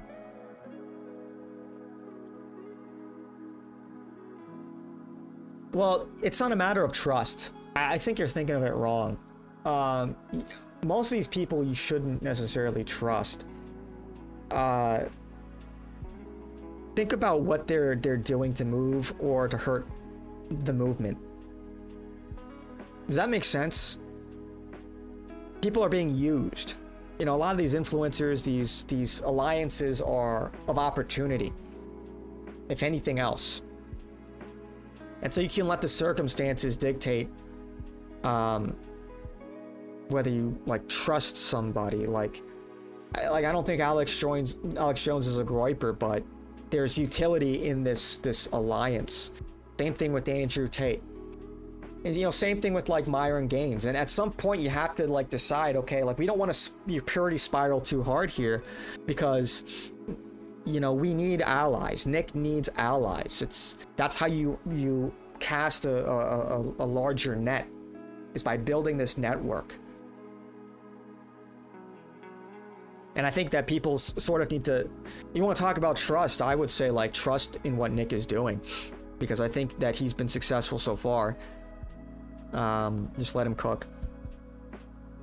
When if you're not sure, then just wait for the green light, to go after somebody. Patrick Berge, who used to work for IIA Interactive Internet Activities, came on InfoWars and pointed out his former boss is friends with AJ's handler. Patrick was never invited back. Who wins? Make a purity spiral and become a niche player. Yeah, it's politics, man. It's strategy. The fact you guys are still attacking other people in the same space as you is laughable. You do realize 90% of the country hates of you equally, right? No, they don't, man. Maybe they look, but these ideas are becoming way more mainstream. They are. They're becoming way more mainstream. You've got liberal women. You've got black people agreeing with Nick. Yeah, you have literal black people agreeing with Nick. Liberal white women agreeing with Nick. You know, his clips are going mainstream. He was on CNN. He was on MSNBC. Yeah, like clearly he's got the momentum behind him. Tate is showing a bit of illegitimacy. He went back on his word with crypto scheme. We also refused to call out Candace and Tucker.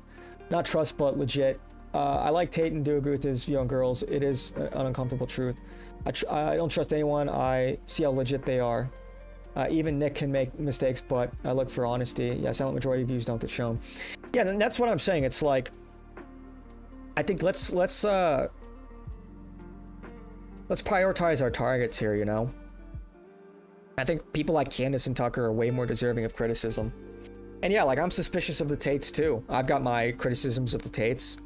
Got my criticisms of Alex Jones. But it doesn't have to be an all or nothing thing. It doesn't mean like you have to love somebody unconditionally or hate their guts entirely. Like you can have some nuance there. You know, it's... So... Comedians around the world talking about a culture has changed. Things are literally changing. Bring back Kumquat. This is how he operates. He comes and goes. Sometimes he goes to sleep. Sometimes he's up at who knows when. He'll just say nothing and then he'll be like, he'll just pop back in and say, I'm back. No. Elon is a bigger danger than Alex Jones. Yeah, I agree. Elon has way more power, influence, way more money.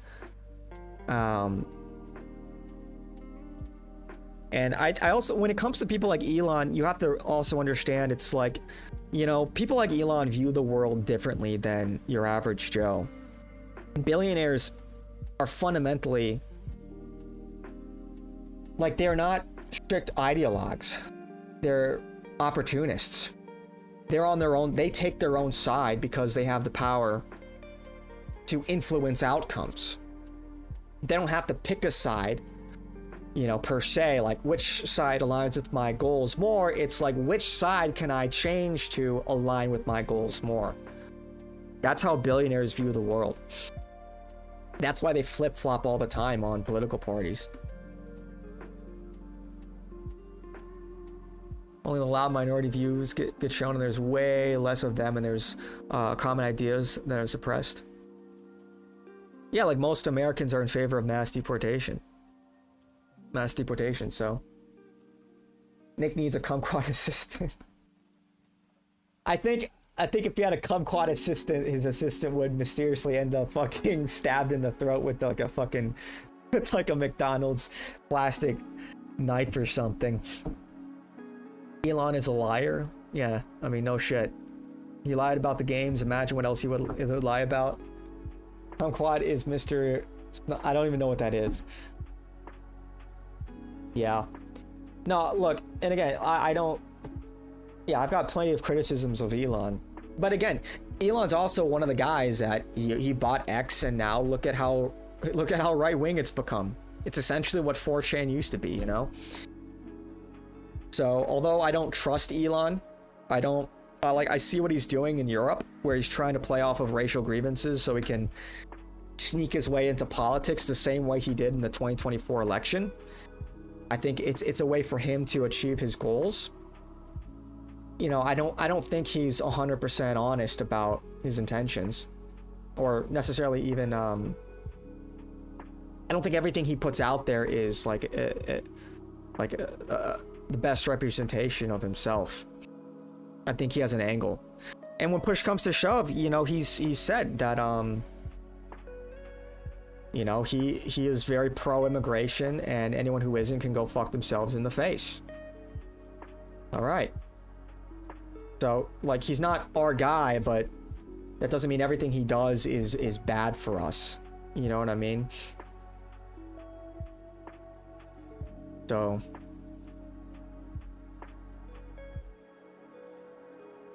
yeah. People like Elon are only true capitalists. The rest of us are just consumers. Henry Ford said something like that. Yeah, dude, look, he's playing a different fucking game, man. We're in the fucking trenches. We're playing a first-person shooter. He's playing a map game. He's playing an RTS. It's like, it's hard for people, I think, to understand, but it's a different world, man. When you're a billionaire, especially one as wealthy and influential as Elon, like you can affect elections. You could just buy social media platforms. Like that's so. You do realize how numbers work. If not, let me explain. Over 50% of the country is liberal, then 71% of conservatives support Israel, and even if they don't, they certainly don't agree with your race views. Check Gallup polls of the week if you dispute that. Well, you know, things are changing, man. You know, people are becoming more racist and they're becoming more critical of Israel. So, well, the mammoth on Sesame Street. Oh, I see. Elon put a neural implant in kumquat. Yeah, kumquat's just an advanced AI, a super advanced AI. It's, yeah, dude. Look, Alexander, it's like, dude, you're telling me now for the first time that these views are unpopular? No fucking shit. But things are changing. Not racist, realist. I say it tongue in cheek, you know. Racist is like as a joke, you know.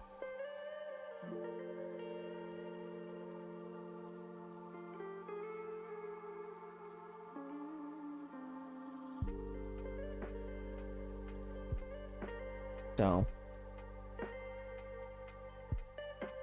yeah, it's so. But like, and what is your point, Alex? It's like, so what? We should change our views because they're unpopular? Is that how we should be doing things? We should just follow what's popular? If we want if we want to change the world, we have to recognize that your ideas are going to start off unpopular. If you have a problem with the way that the world is now, what is popular, and you want to change that, I mean, it's like self-explanatory, but it's probably going to be unpopular. So what?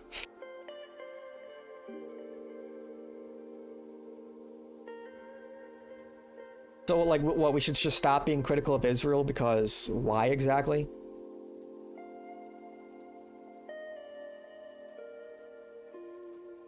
You know, I care about the truth. I care about pursuing the truth and telling the truth, and, you know, sometimes that's unpopular, man. Big fucking whoop.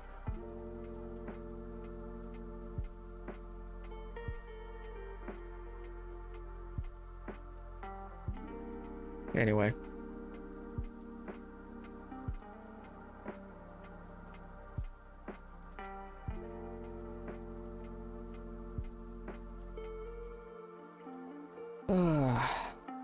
Yeah, I don't know, dude. It's just like such a cucked mentality.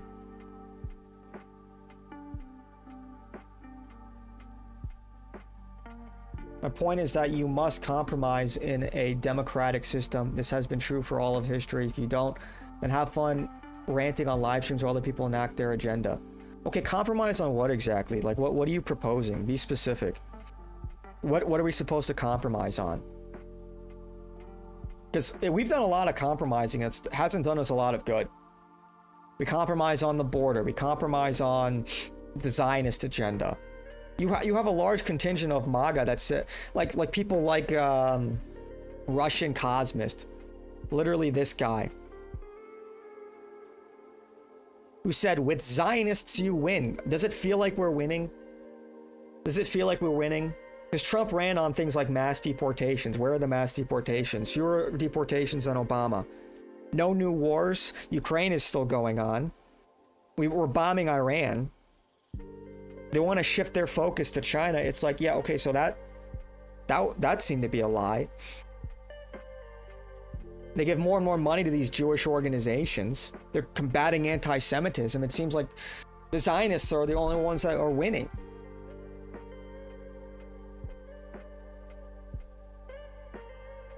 Boomers are still 20% of the white population. When they finally go, things will change dramatically. Real. No compromise when it comes to degeneracy. Yeah, I mean, I just don't think some things we should compromise on either. Well, you guys don't have to compromise on Israel since the left may sympathize with you, but if you want to win, you will be forced to compromise on your race realist views. How exactly? All we're saying is that race is real. These things are I think, obvious. Race is like, this is not any kind of like supremacist argument. It's simply saying that race is real. There's differences in the races, and diversity creates friction. I think that's self-evident. Look at what diversity has brought us. And the fact that a lot of black people are reposting Nick and agreeing with him, I think says that, yeah, this is a problem that we can solve. We can be race realists and mitigate these issues. Mitigate the issues that come with diversity. At least the diversity that's currently baked into the equation right now.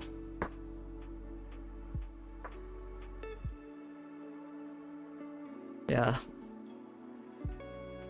Yeah, it's always compromise. Like, well, let me ask you this: does the left compromise?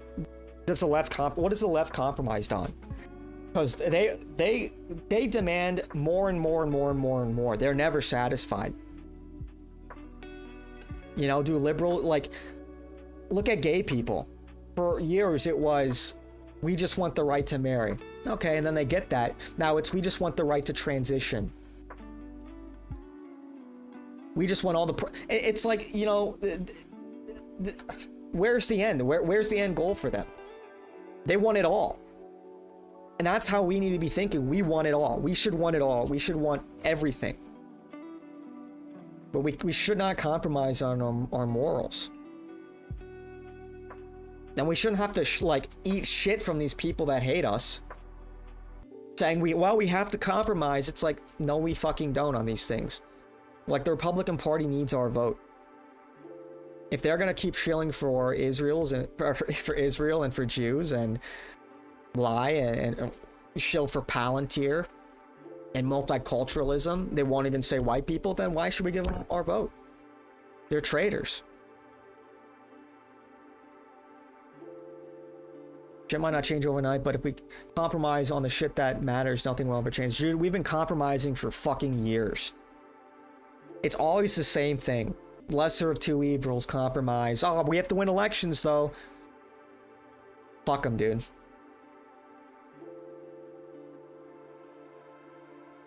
Yeah, compromise on shipping our sons and two women overseas to die for another country, real. That's what compromising gets us. That's why we can't be weak. We can't, like, well, we're just gonna get steamrolled because they say we have to compromise. Who says? You think Stalin compromised? How much compromising did Hitler do?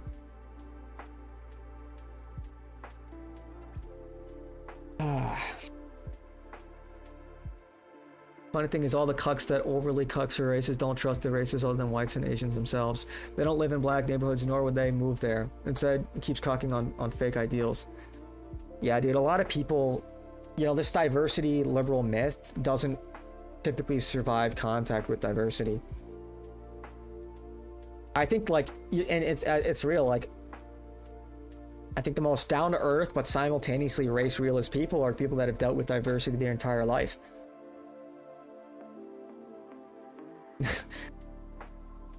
Wish I you kumquat. I don't know where kumquat went. He might be in like some goth Latina's chat right now or something. I don't know. He's a loose cannon.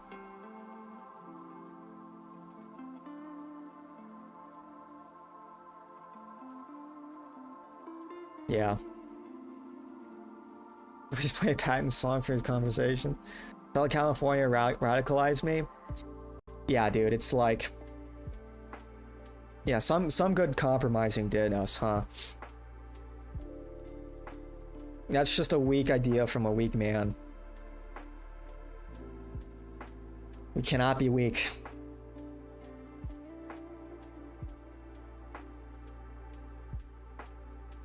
After days of silence, President Trump will make an announcement at 2 p.m. tomorrow.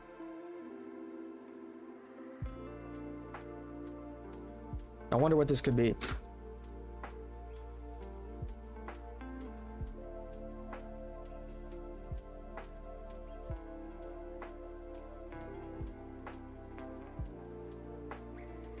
Because he might actually legitimately be very sick, so.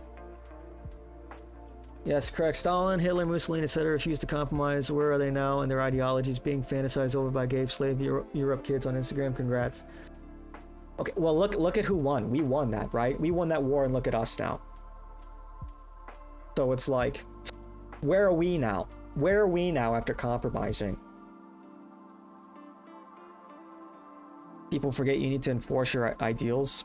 Yeah, real. Like you can't fall asleep at the wheel.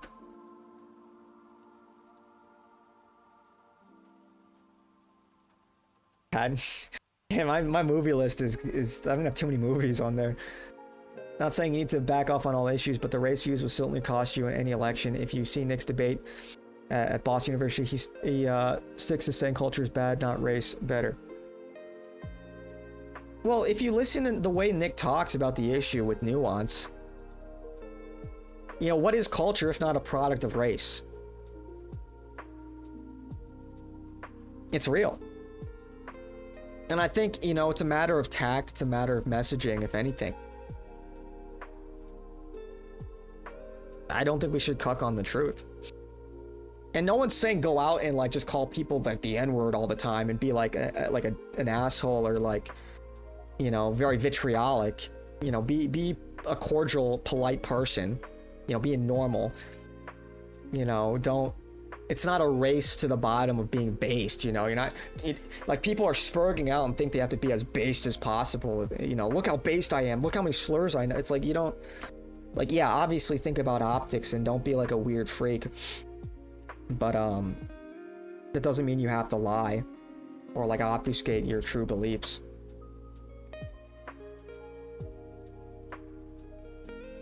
Yeah.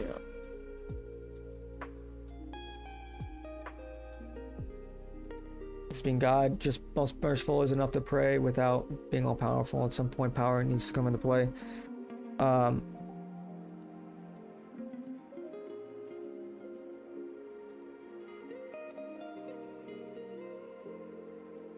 Well.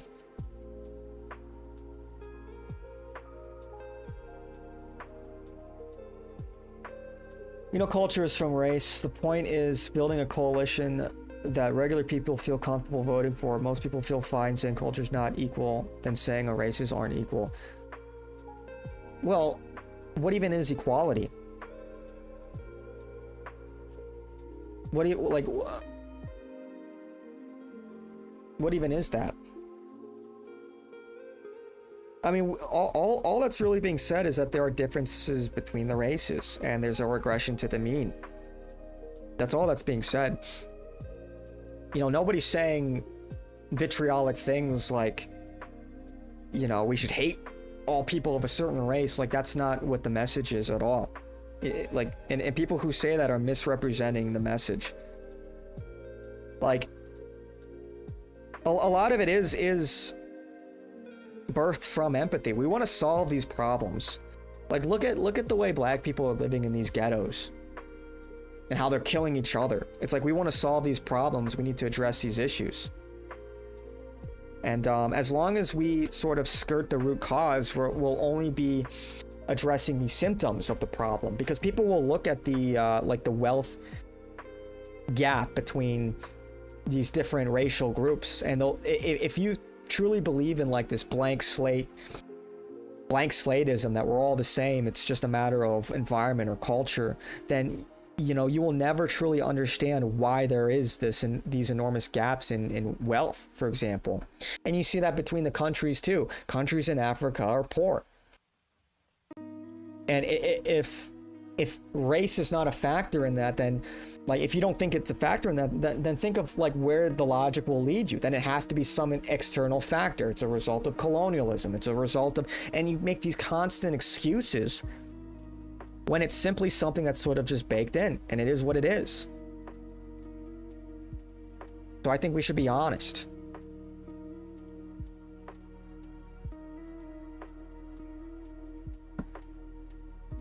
What even is equality? Some academic squall. Need a Britannica definition. Okay, you don't. Okay, good one, man. But really, can you define that for me? How are we using equality here? Because again, nobody is saying treat people inhumanely. It's like, yeah, I don't really know what you expect. Can we do a tier list for race? No, that's kind of stupid.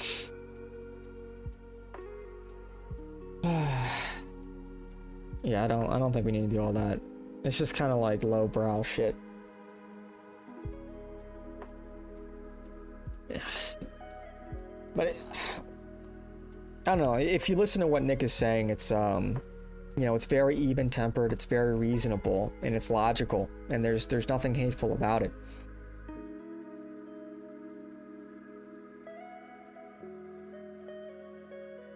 So I don't think we need to lie and make compromises on the truth.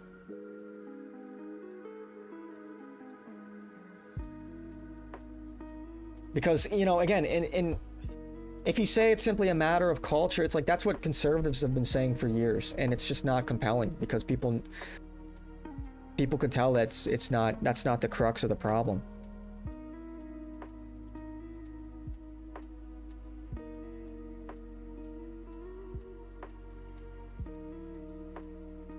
And it's not even like, you know, Nick isn't strategic either. Like he's leaned off of the polemics. He's been much more cordial. If you've seen the shift in his show over the past, even just the past year or so, as he's becoming more and more mainstream, as his audience continues to grow. You need to be colorblind? Yeah. Colorblind meritocracy. Sounds like a reason to, you know, flood our country with non-white immigrants, right?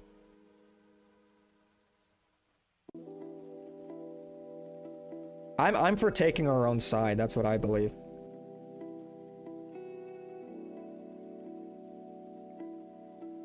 Why Africa poor? You do know a majority of Eastern European states are some of the poorest on earth. They have bad genes, right? Those dirty gypsy Slavs. Okay, gypsies are not European, dude. So you're already fucking ignorant. Gypsies come from India. You're just, so you don't know what the fuck you're talking about. Gypsies are a nomadic diaspora. So you're ignorant. And clearly, Eastern European is still doing better than Africa. Eastern Europeans are still doing better than most of Latin America.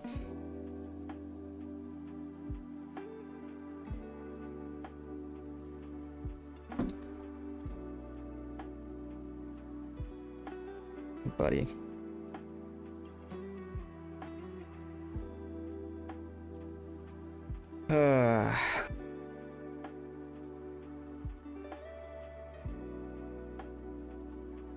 Oh, welcome back, Kumquat.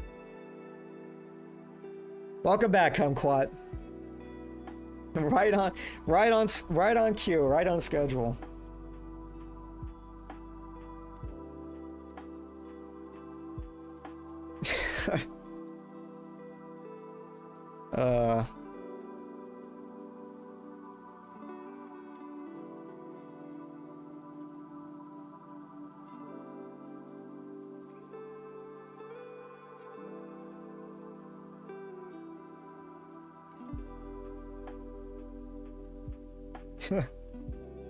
Educated Bob, yeah.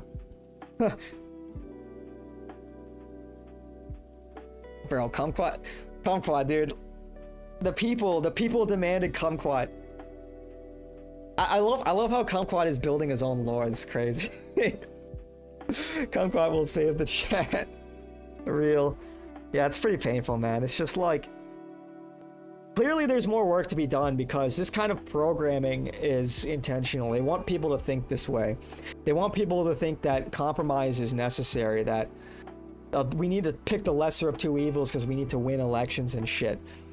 You know what that looks like in practice for us? It means the way we should be viewing that issue of being somewhat pragmatic is leaning off of the polemics.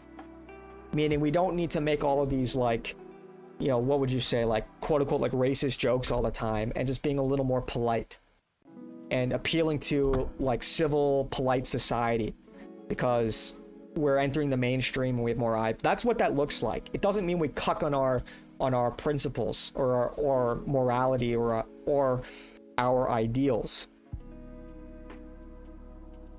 You want to compromise? We can. That's what we should be compromising on. Compromising on our messaging, because it's not 2019 anymore. You know, these ideals are not fringe anymore. So we don't need to rely on polemics to survive censorship. He missed his own law. Yeah. I am on Twitch too, yeah. Isn't it strange whenever there's Bob or Earl in the chat, Kumquat is AFK? Now, he was there for Bob. He was also there for Earl for a while. But yeah, he does go AFK. But it's a little suspicious.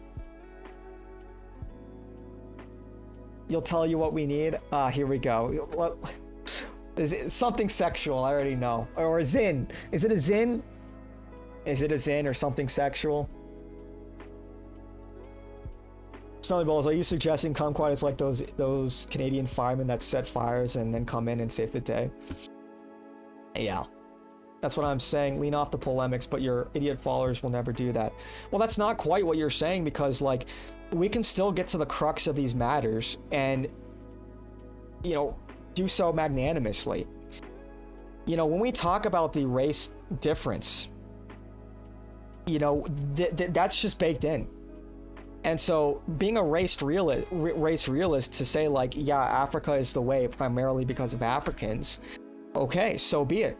If we want to help Africa, like, it's kind of important to know why Africa is the way that it is. And it's true for any group of people. And so, yeah, I don't think we need to be like, we don't need to be like mean about it. I don't think we need to make people feel, because I empathize with people, and I recognize that, you know, always, this might sound gay, but always making jokes at other people's expense is, you know, it can make like self-aware people feel bad. Like, there are, for example, there are a lot of cool, I know I've said this before, but there are a lot of cool black people out there. Of course. You know, my best friend is black. He's the best guy I know. He's an electrical engineer. He's very bright. You know, wouldn't hurt a fly. You know, he's Catholic. Great guy. You know, and I think of people like, here, I'll pull it up. Let me see if I can find it real quick.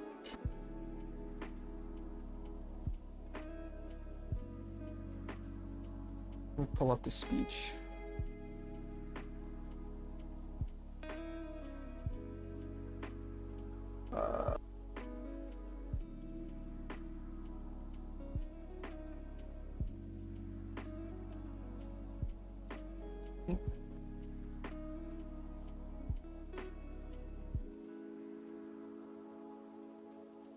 Let me see if I can find it.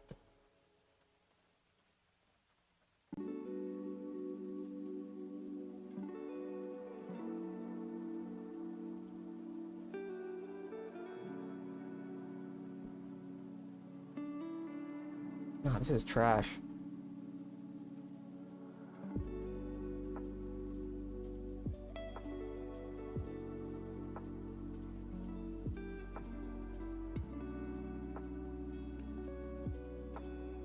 Come on.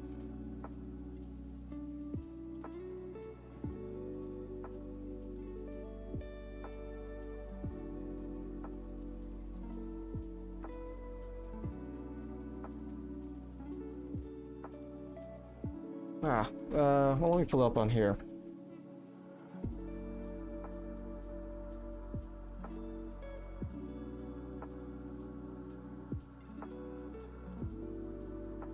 Like, I think of, like, Ben Carson. Here we go. Thank you so much. Thank you. And I really liked his speech. You know, Sarah Huckabee always says to me, No, speaker. Hang on, wait. What we need is for everyone to grab their gun. Okay. Okay, come quiet, thanks. Just to mess with speaker. Deep head faker. It's hard to help someone when they cry victim afterwards, accuse you of stealing from them when they have nothing to steal in the first place. I keep looking for free handouts. No, the Indian dudes watch the Indian gamer.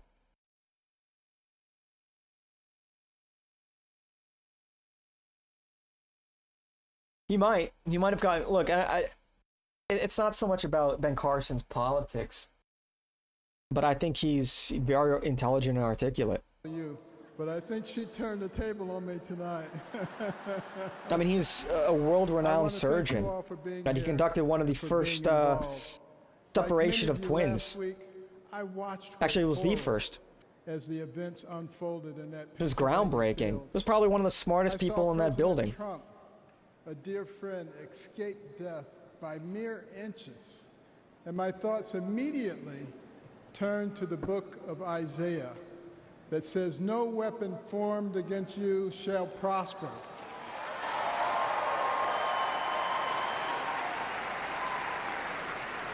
Well, how does that relate to solving America's problems? Well, no, my point is, like, so there are, like, obviously really, you know, there are cool black people out there.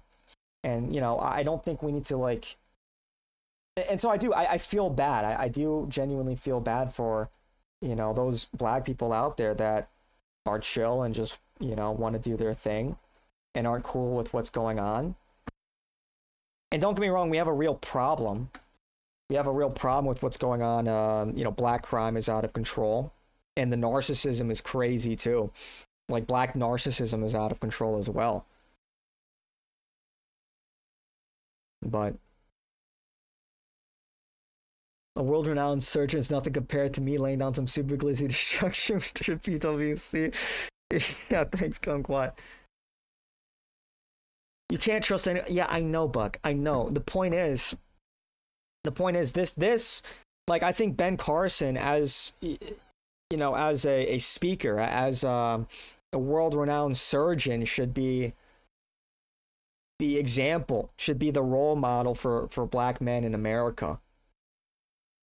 Yeah, APAC, I know.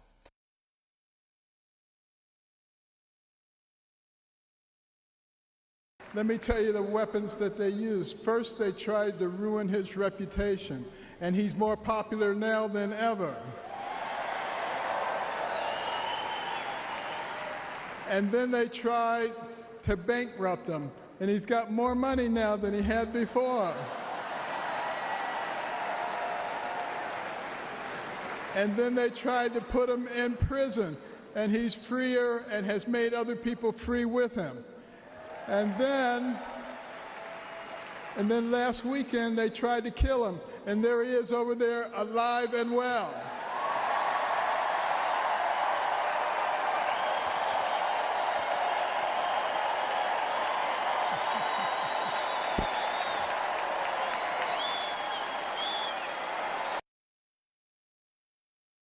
What does Buck want? I don't know, dude. It's what I'm talking about. Like, what are we just gonna?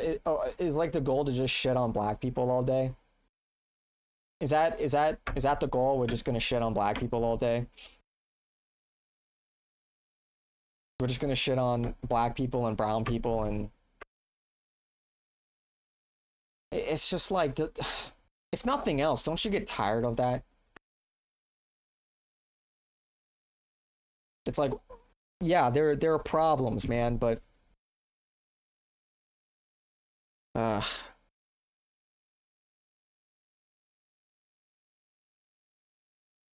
Alexander, what you don't understand is Nick does not, like, listen to what Nick says. He's not like spewing this kind of vitriol, but, like, you know, you see people that are like Ben Carson, I think are great examples. And then you get like you get people like this on the flip side of things. The white guy that called me slurs over and over again in my live stream the other night for no reason, guess what? You're gonna get kicked out of the United States Navy. You know how they tell us that we should be careful what we do on social media because there could be real life consequences? Hi, my name's Real Life Consequence. I've done a thorough background check and now I know everything about you. I know what little town. Yeah, I know, Buck, but don't, like, look, don't you get tired of, like, kind of like the same low-hanging fruit jokes? I know I do. Like, doesn't it just get old after a while? Like, yeah, like, we know. If you've been in this space for a few years, we know. Town in Texas you're from. I know your name, your phone number, your email address. I've seen your disciplinary records. I know the names of all of your family members, including your dead mother and your daughter who turns 2 next week, and her mother who's gonna have to pay for all This the is birthday so presents this aggravating, year man. because you came into my live stream and saw a black man who was talking about Pokemon cards and video games, and you assumed, yeah, he's not gonna do anything if I call him slurs repeatedly, even though he's trying to help me. Turns out I am gonna do something. Turns out there are so many things I can do because I have all the screenshots, I have all of the recordings. I know that after you left my live stream, you went into someone else's and started talking about how much you love Jesus and God and the Bible. So maybe I should send that evidence to the church you go to in that little town we both know about. I know exactly which boat in the Navy you serve on, and I know the names of black sailors that serve on the same boat as you. Maybe I'll send the clips. I guess what I'm trying to say, Buck, is like it constantly airing out like the grievances with like these like low-hanging fruit jokes I think are obvious. That's like to me it feels a little low frequency. It's like we've already been there, we've addressed it. And that's shit like Matt Walsh does all the time, you know? And it's like it's just after a while, if you know, you get to a point where you're red pilled, you know, and it's like, do we just want to be pissed off all the time? Do we just want to be pissed off and like angry and like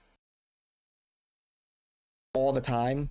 To them as well, but only after. And don't get me wrong, like there's good reason to be pissed off and angry all the to the Naval time. Inspector General's office because I'm getting Because of guys like this. I'm getting you kicked out of the Navy. There's nothing you can do to stop me. This guy's There is no doxing apology this I will guy. accept. There is no excuse. Trying to get him fired there is no money because you could offer me. he came You're into his getting live fired. stream and said when the you're N-word. working the graveyard shift in an Amazon warehouse. This and is your back ridiculous. hurts and your And this feet is a hurt, problem. And those white bright lights are beating down on you, and the teenager who still has his life ahead of him walks up to you and says, "What are you doing here?" Tell him the truth. It's like the block button, Tell him about the mute button exists for a reason, you know? And like black people know that they can play the raise card and get people fired.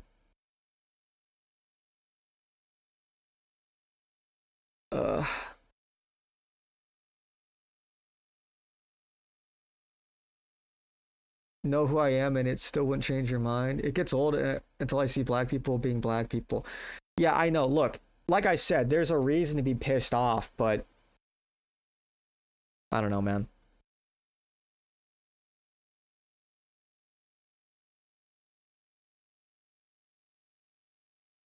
It's the same thing with like with a lot of things, I guess.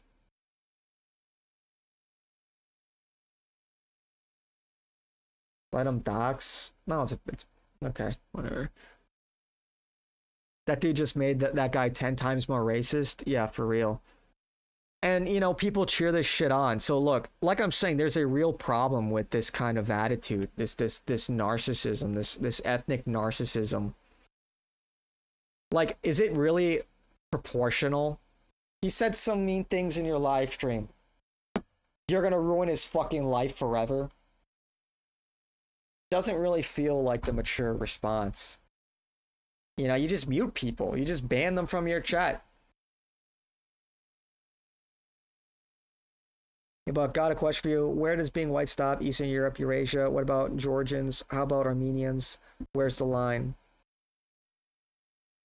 No, I get you. I agree, and I can't help myself. And look, I'm not gonna pretend like I haven't made jokes at other people's expense. You know, I've shit on black people. I've shit on Hispanics. I've shit on Indians, and I've shit on Chinese people. I've shit on everybody. I've shit on white people too. You know, white people are pretty cucked right now. I think we can all agree. In all fairness, yeah, white people are pretty cucked right now. It's sort of in the spirit of fairness, I suppose. But what my point is, I feel for the self-conscious, the self-aware black guy. You know, people like Tenreal, for example, that who are on sides and they're self-aware, and they kind of have to live, you know, with that. And so it's all. After 9/11, you became white.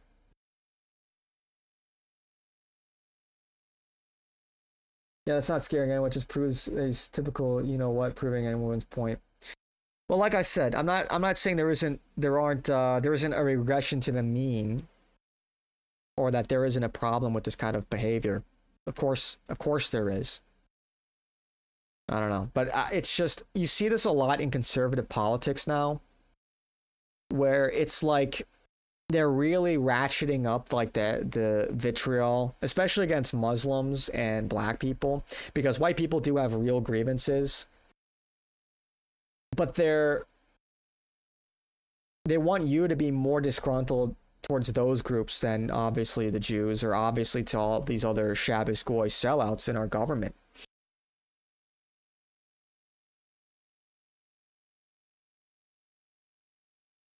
You know, yeah, I shit on Kumquat all the time too. I thought Candace was one of those people. What are you talking about? Oh, it's just in general. Well, a lot of them do. Was Tatum ever based? I don't think he was. I think he was always, he always worked for TPUSA. You know? I mean, look, there's truth to that. You know, the ethnic pride is a problem. And Tenryou says, don't trust black people. You know? But Tenryou's one of Nick's top guys. Tenryou, Jordan B., you know, John Miller. So clearly there are exceptions. And that doesn't negate the rule, that doesn't negate the average, but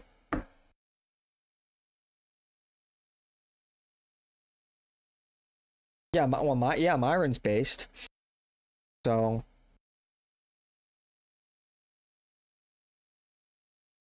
Myron is also an excellent influencer. Yeah. So it's not all of them, right? Wait, is that? Oh, I think Nick is going live. Oh, in 30 minutes. Oh, he's talking about Trump's disappearance and health crisis. Yeah, I wanted to cover that more today, but I kind of got sidelined. I thought he would talk about the Yemeni the IDF assassinations on the Yemeni government, but yeah, isn't that weird? We haven't seen Trump for like a week, and his health has been declining. He has makeup on his hand. His ankles have been inflamed. Something's going on there. Yeah, I love all people. You Nubian goddesses. Yeah. Writing down some black kid. Thanks, Kumquat. Yeah, 30 minutes, huh? He must have just woken up.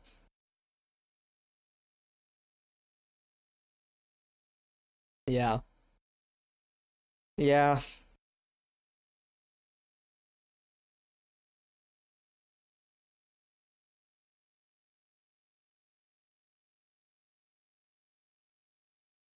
So, like, in short, I guess, like, how would I sum this up?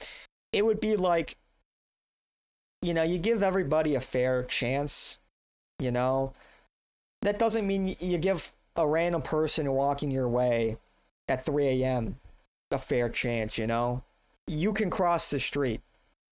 But in, like, civil society, you know, I think that it's fair to let people represent themselves.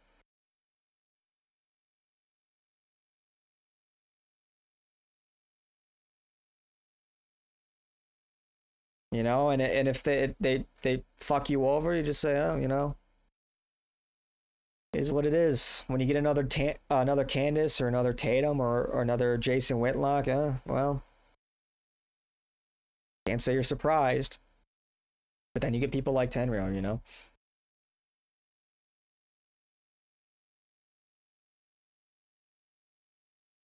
Myron has crossed that line. There's no coming back to normal media for him, same as Nick. Oh yeah, there's no coming back. Look,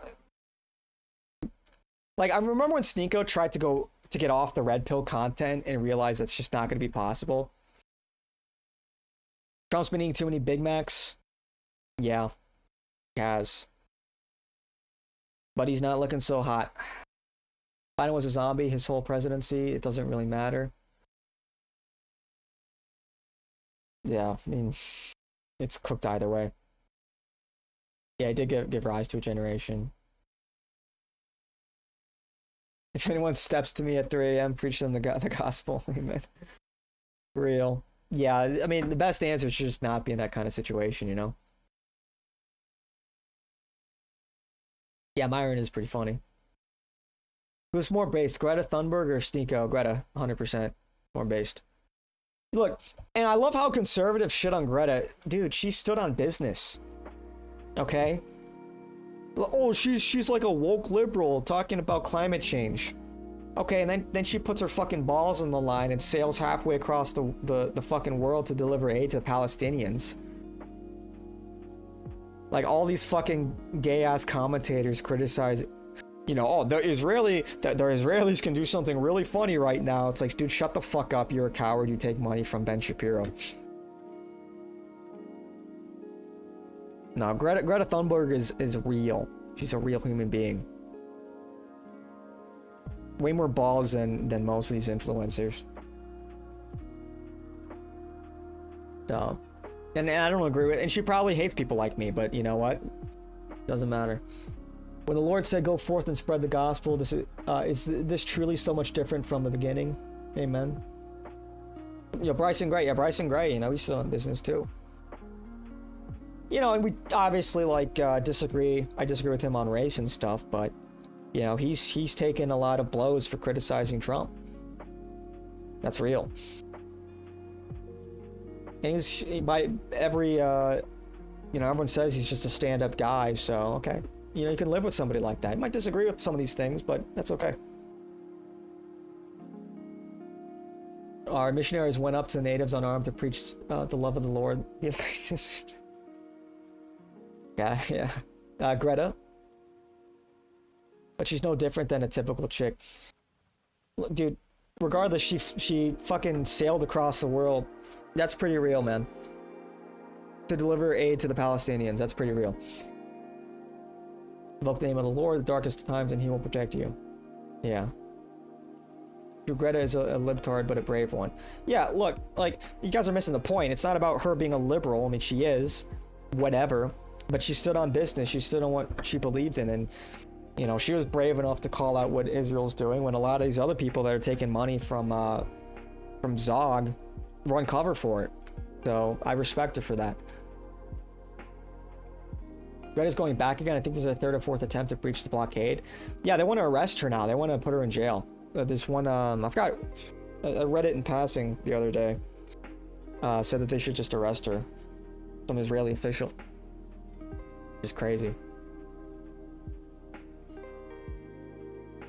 She took her actions, but her thinking is the exact same. Okay, so what, man? You're missing the point. Are you discussing Trump's IV bruise on his hand? Bet he had some plastic surgery. There's something going on with him, clearly. There's clearly something going on with him. The Lord does love all his creations. Is Trump alive? Oh, what's up, Tyler? I don't know. I think he's probably alive, but he's not in good health. And we've kind of known that. I don't think he's dead. Yeah, like I said, I think they probably would have announced it by now. I think he's probably just really sick. It's suspicious, though.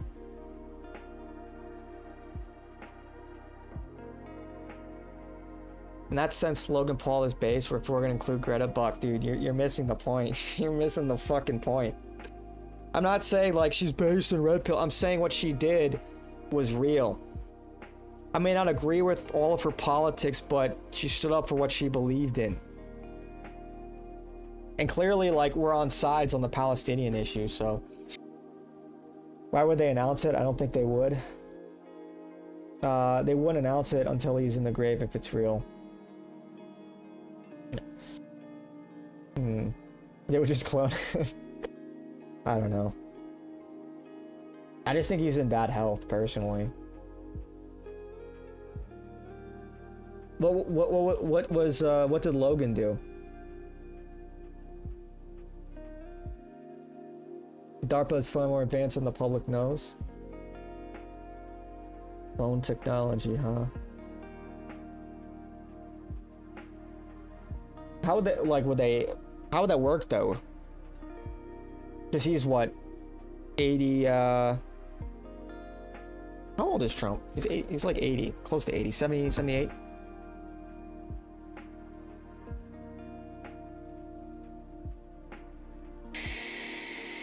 $79.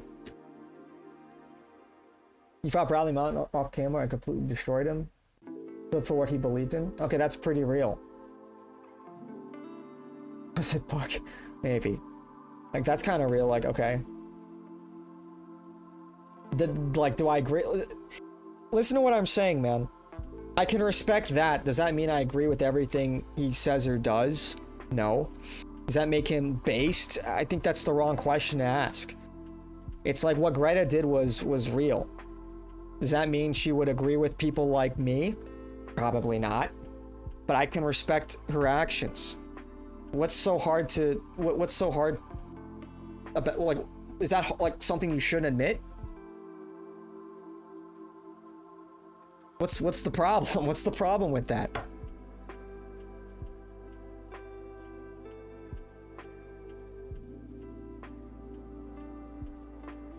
Olay, man.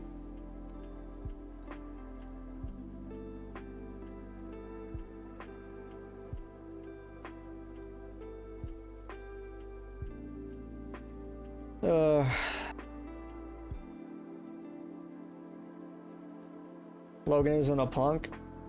He is a cuck. Yeah, he's a cuck. Like, look, yeah, like, I think Logan. I was thinking about this earlier today because he got married to Nina, right? Here, let me see if I can find it. Actually, I think Myron reacted to a clip of this. It was a woman propaganda in Myron. Yeah, here we go. Fan help? You gotta keep it together, bro. Does the fan help or yeah, fan helps. Me. Oh. Do you want me to describe it for you? I'll give you the play-by-play.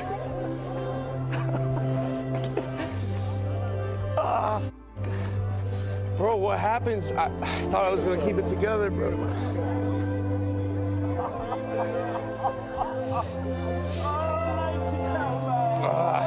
Imagine going to a used car lot and the salesman brings you the car with 200,000 miles on it, 10 years old, and you're sitting there crying, oh my God, this is such a beautiful car.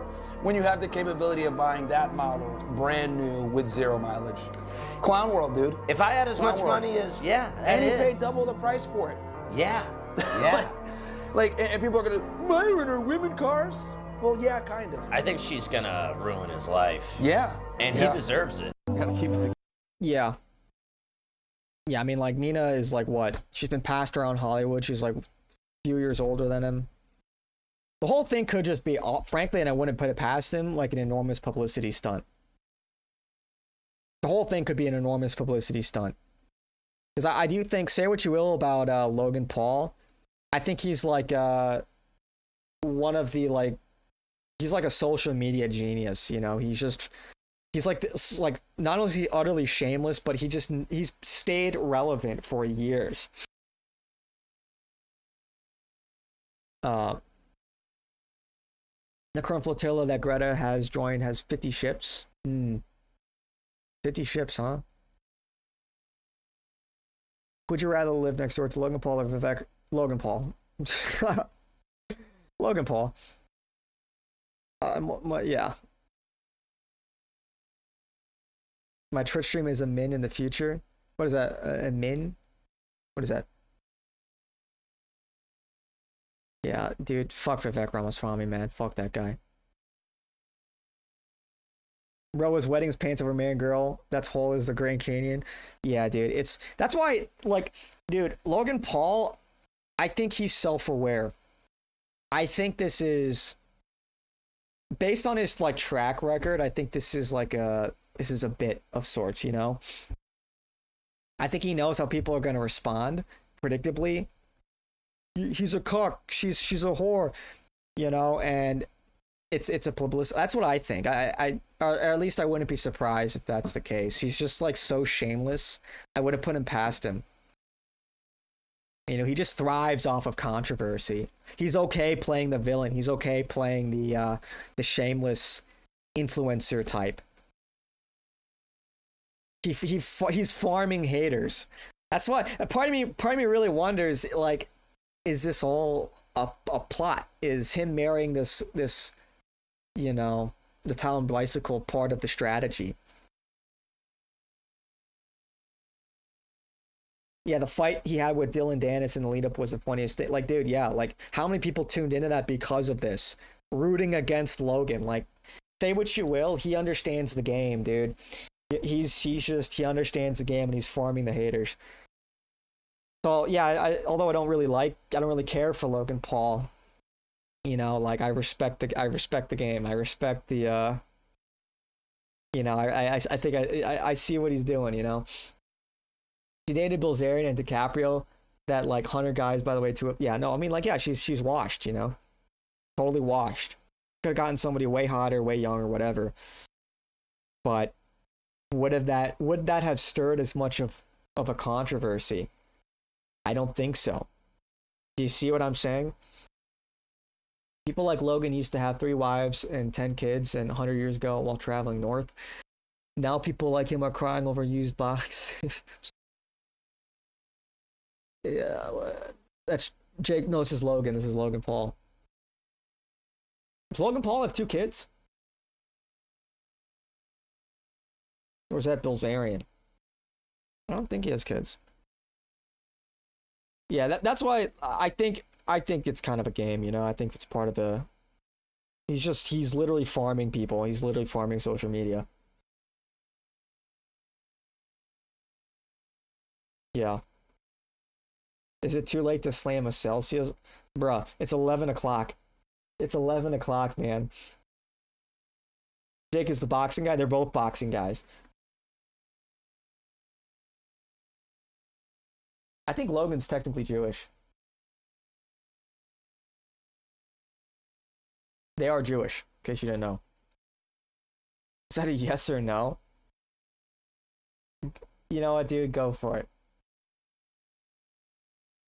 Slam a Celsius, pop a Zin. Logan's not Jewish.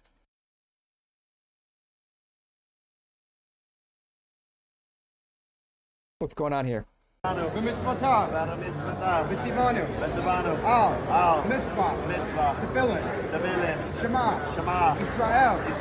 Adonai. Eloheinu. Adonai. Echad. Baruch. Shem. Gabor. Machuto. L'olam. Va'ed. Am. Yisrael.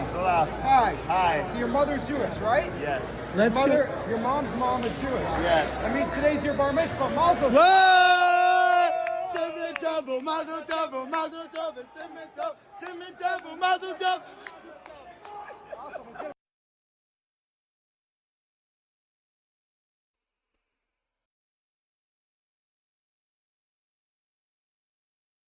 You're not asking for your permission and just saying in general, if it's too late, hypothetically, then hypothetically, yes, it's too late.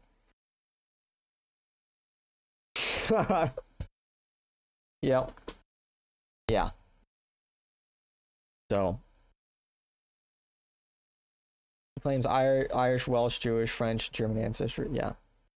Well, you know how it works, right? Mother's Jewish, right to return. One thing the Muslims got right was polygamy. It's literally infinite. No, we don't support polygamy. We are Christian. Yeah. Yeah. Yeah, bro's reciting fucking chants, dude. Jewish chants.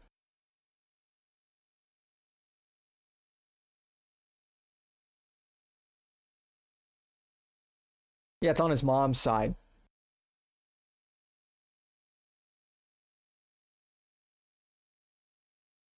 Yeah, it contains the Torah.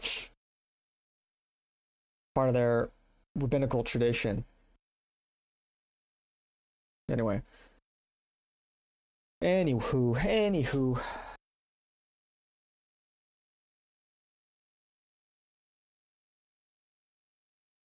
That's how it works, man, you know. He would be what is called a crypto Jew. It's not overtly apparent.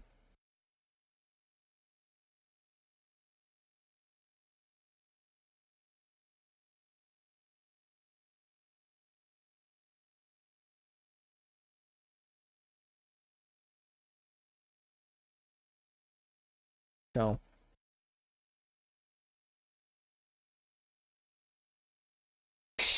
Yeah, well. Yeah. You like the cube hat? You ever see the Tengu? Same where I fear the Tengu.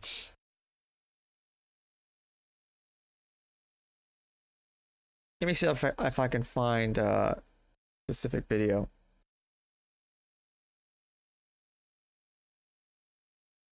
Here we go.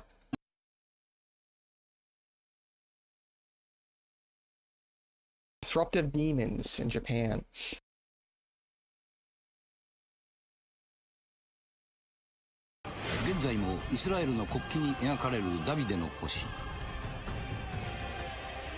世紀頃のイスラエルの遺跡からも発見されているこの古のシンボルが天狗とゆかりの深い鞍馬寺に残されているのは一体なぜなのか。深まる謎を解く鍵は Why don't Christians wear tiny hats anymore? Sometimes they do. Specifically, it's for the clergy. What do they call those? I forgot what they call them. Why do they inbreed then? To keep the bloodlines pure. Am I covering Nick going live? No, I'm gonna just direct everybody to go watch Nick. I'm not trying to steal his content, you know.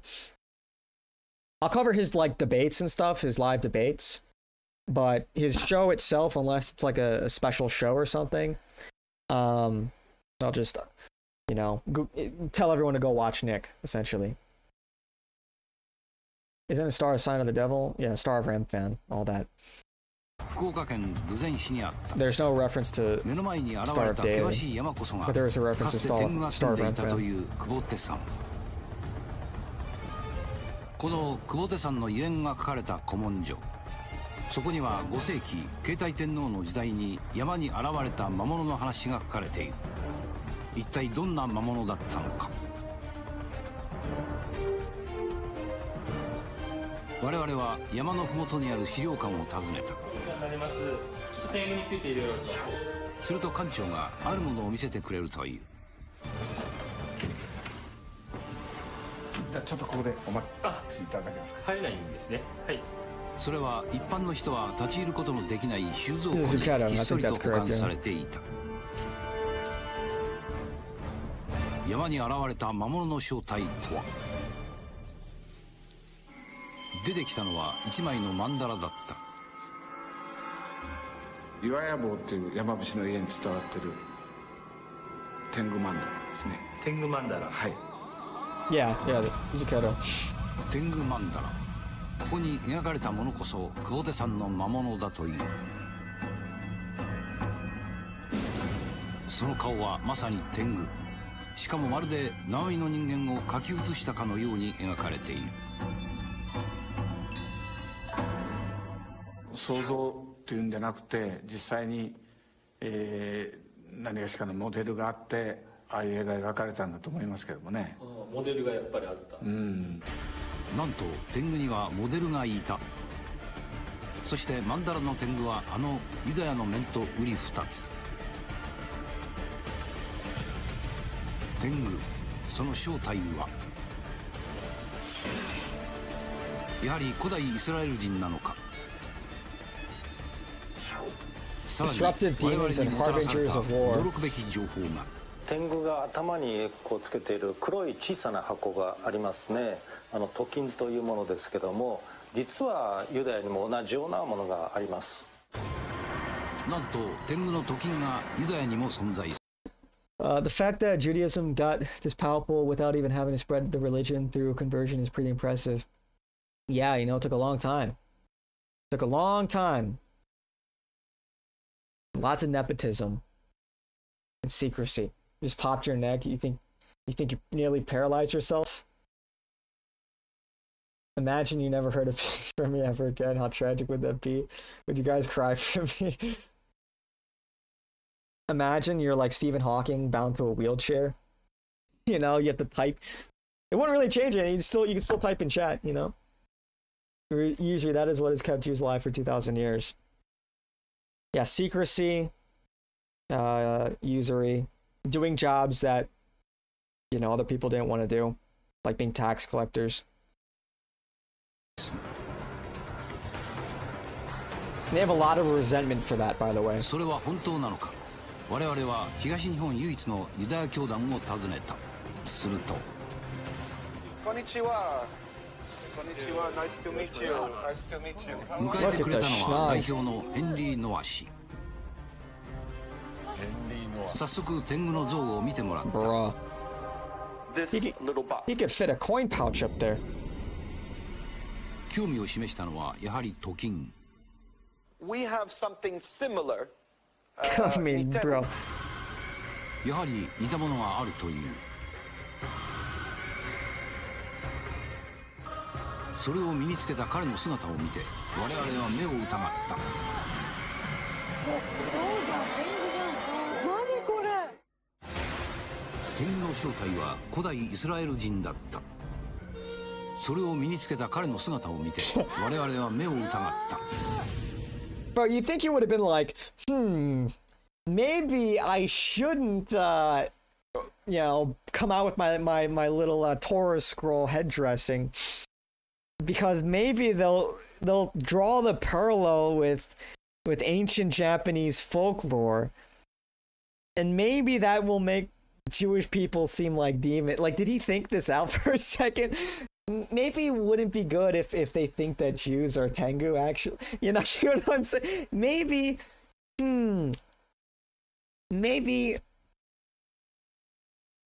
it's surprising. It's surprising off the jump. He wasn't like, "Are you guys saying this? This sounds anti-Semitic. What are you people saying?" Yeah, literally shows them a picture of a demon. Hey, this you guys? Oh yeah, oh yeah, I've got something just like that. Like, did he think for 2 seconds? You can't really use user as an excuse anymore, as every Christian nation relies on interest and loans. Literally all Christians are users nowadays. It's really excessive interest. Do you think he leaned into it just for a laugh? Maybe he might have. それはユダヤ教徒の祈りの時の象徴。Yeah, we should try to get rid of usury. But it's the whole financialization of everything, the money changing, all that stuff, the excess. その姿はまさに天狗。Like, look at that, bro. Look at this guy. Look at this. Yeah. No self-awareness. Either that or like either no self-awareness or what, man, they run all the media companies anyway, right? Could be arrogance too. この頭につけた小さな箱は開く石といい、中に戒律が書かれた紙を入れる神聖なものだという。さらに彼はユダヤ人にとって最も大切だというヘブライ語で書かれた旧約聖書を見せてくれた。しかしその名前を聞いて我々は耳を疑った。 This Torah scroll. なんとトーラーの巻物、あの虎の巻のことなのか。ユダヤ教徒は使用を終えたその証にトーラーの巻物を読み与えられる。虎の巻って動物の虎じゃないんだ。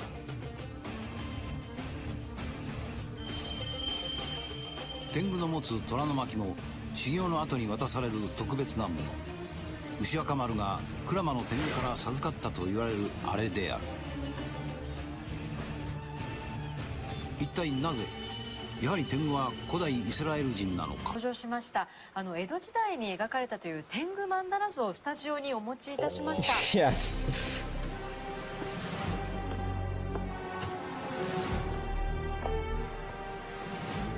Yeah, Logan Paul's audience mostly 15 under. Yeah. 上には毘沙門天ですとか不動明王の下にですね、7人の天狗が描かれているという。はい。みんなつけてる。みんなつけてますよね。下にいるのが天狗、鼻が高い。人の顔みたいな感じでリアルですよね、割と。人の顔だよ、完全に。しかもそう外国人の顔ですね。見たことなければ本当に天狗とか違うものと。そう俺人間って誇張することがあるじゃん。だから天狗のお面なんてわざと誇張してギューッと大きくね。これはもうね関連ありますよ。もうね多分もうそうですよ。否定しようがないよね。The Japanese are very good at noticing patterns, huh? But isn't that funny? All of these different cultures around the world just they all have this like this anti-Semitic folklore. It must be a coincidence. It must just be a coincidence, right?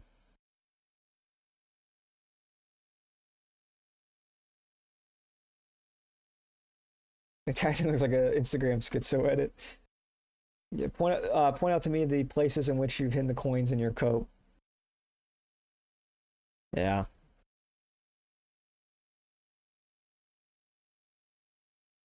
Oh. Alright, wait, let's do a quick show check. Snick live. Nope, not yet.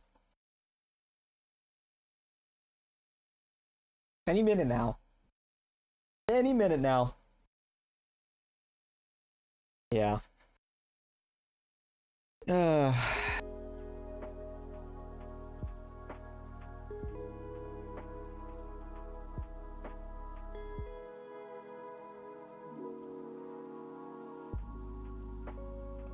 Any minute now. Any minute now between 1 minute to an hour. Yeah.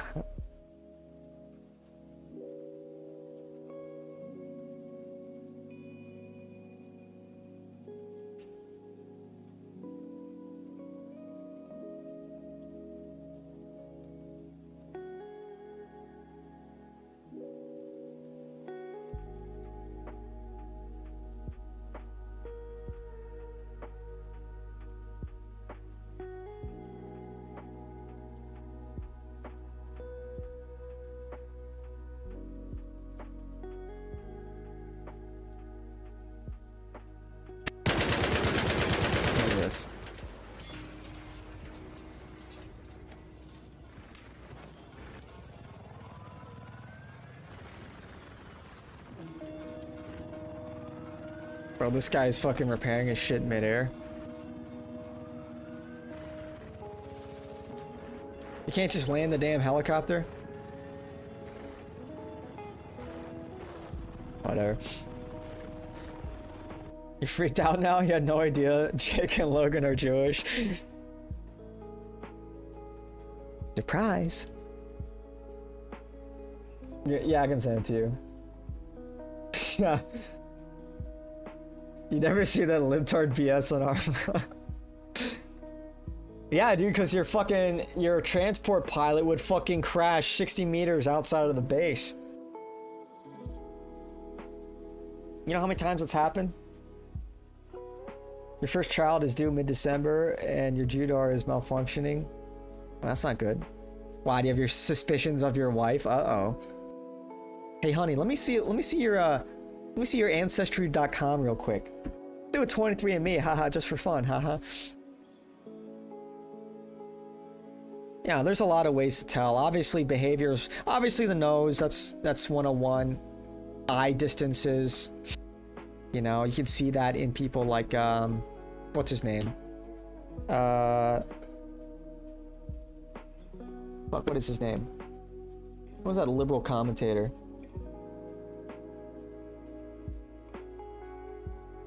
Shit, I don't remember his name. Well, you can see it in the ears too. The way the ears are angled and positioned on their head. And if it's, especially if it's below the eye line, that's another tell. You know, head shape as well. They tend to have more sloped foreheads. Obviously the way they talk. And of course their actions and the things that they're actually saying. So. Say it's 6 a.m. in the future. Health underlying conditions. The child history for make her take an ancestry or 23andMe, or just measure her skull. Yeah, measure her skull. Measure her skull. Just take some measurements. She'll be none the wiser.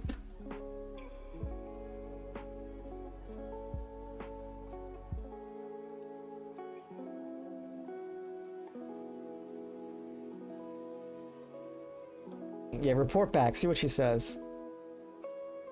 Funny how many marry outside their group. Well, again, and it's... But look at how like... You only need a fraction of the ancestry to claim the Jewish identity. That's also one of the ways of being able to infiltrate.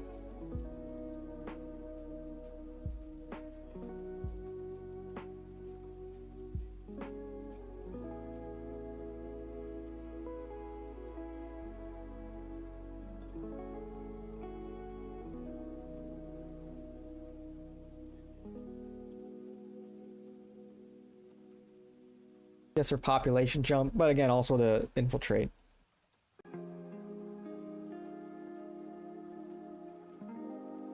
Born to colonize. Look like they smell something bad. Ooh, wait, what? What?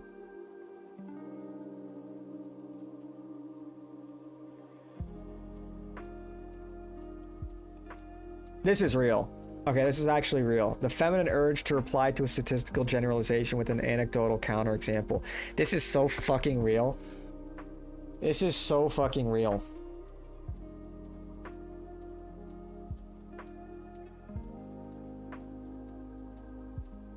This is so real. My wife's family came from Lithuania. I guess there's a possibility. Uh-oh. Uh-oh.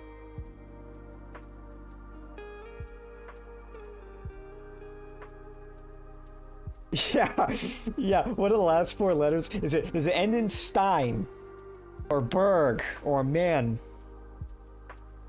Dude, Sunrise is gonna be out there. Damn, I didn't know my wife, Marshall Sheckelstein, is Jewish. I had no fucking idea. But in hindsight, all the warning signs were there. She has an enormous fucking schnoz. She's always talking about Israel.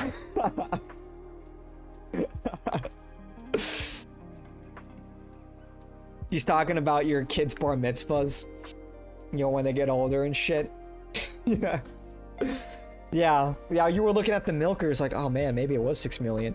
Maybe it was. Maybe, you know, maybe it was 6 million after all. Mesmerized by the enormous Khazarian milkers. Yeah, have you found any tunnels? Have you found any hidden stashes of coins anywhere?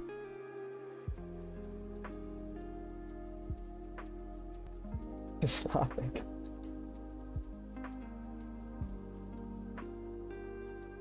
You just gotta switch teams.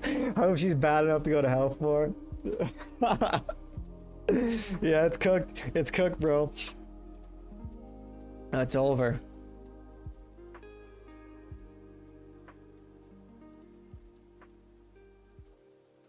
This man's gonna be looking at his wife like the black guy from Dexter all the time.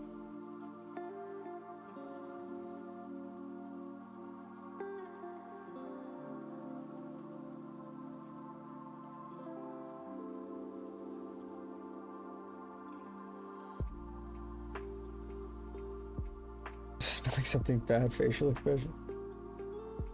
You're not trying Nazi race car bed for your son tomorrow.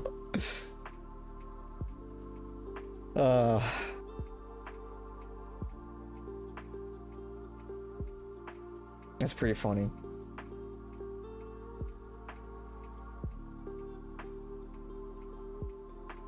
Yeah, any coin shavings, any does she have like an uncle that's like a famous movie producer or something?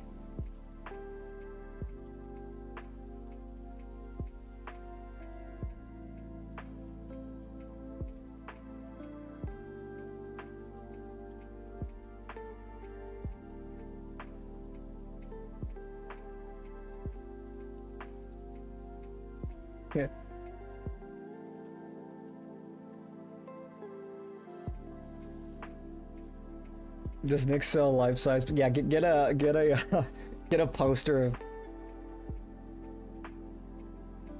Start your son early.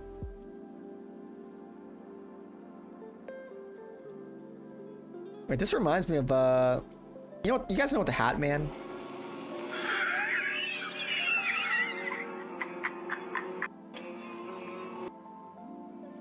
That shit's real, man.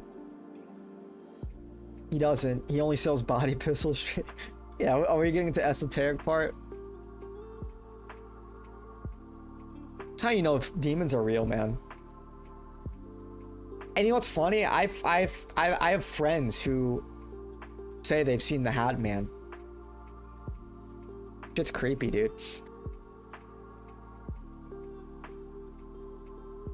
Ugh, damn it. Wanted to mute. There we go. The parents of a 13-year-old boy who died participating in a TikTok Yeah, Papa Benny drill challenge are warning others this shit's to real. keep an eye on what their kids are watching on social media. It's real, just like if you've ever talked to somebody who's done DMT, they talk about the clockwork snow elves. I had another friend who did DMT and said, "Oh yeah, that shit's real. I saw him." I'm like, "What the fuck, bro?" You're walking through the you're walking through the desert right now. So fuck, at 11:30 at night. Hey, you're gonna get abducted. You're gonna get abducted, my guy. Watch out. It's an over-the-counter drug that is used frequently, but it's being abused in this challenge for its side effects, which in turn are harming and killing young people.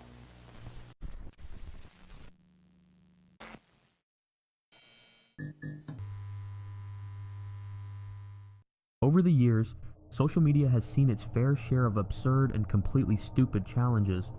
These videos typically seek to make us smile at their stupidity, and some even encourage us to support good causes. One specific challenge, though, stands out not for its amusement value, but rather for the severe pain it has caused to numerous people, and tragically, even claimed lives. This is referring to Benadryl, also known as diphenhydramine, an antihistamine used to treat cold symptoms. Under normal circumstances, Benadryl is thought of as safe when taken properly with the recommended dosage. However, it becomes one of the most potent reality-altering chemicals you can come across when consumed in abundance. Anybody who wants to play with this dosage discrepancy risks losing their life. Countless impressionable youths and young adults were intrigued by this task. You can probably guess it didn't go well. The challenge gained even more traction when news broke about young teens losing their lives to this challenge. The biggest issue is the misconception of Benadryl. What makes the hallucinations and experiences on Benadryl different from psychedelics like LSD is Benadryl, or diphenhydramine, belongs to a pretty rare category of hallucinogens called deliriants. Another example of a deliriant is datura, and that should give you an idea of just how powerful these substances can be. Deliriants take you into a state of delirium, which is a condition where you feel seriously confused, and the hallucinations you experience are incredibly vivid, almost like they're real. When someone takes Benadryl, they might not always get the desired effects right away. This can be especially true for individuals who are trying to use it for non-medical reasons, like getting high or experiencing hallucinations. Since the effects of Benadryl can take some time to kick in, some people might make the mistake of redosing. Redosing with Benadryl can happen when a person doesn't feel the effects they're looking for after taking an initial dose.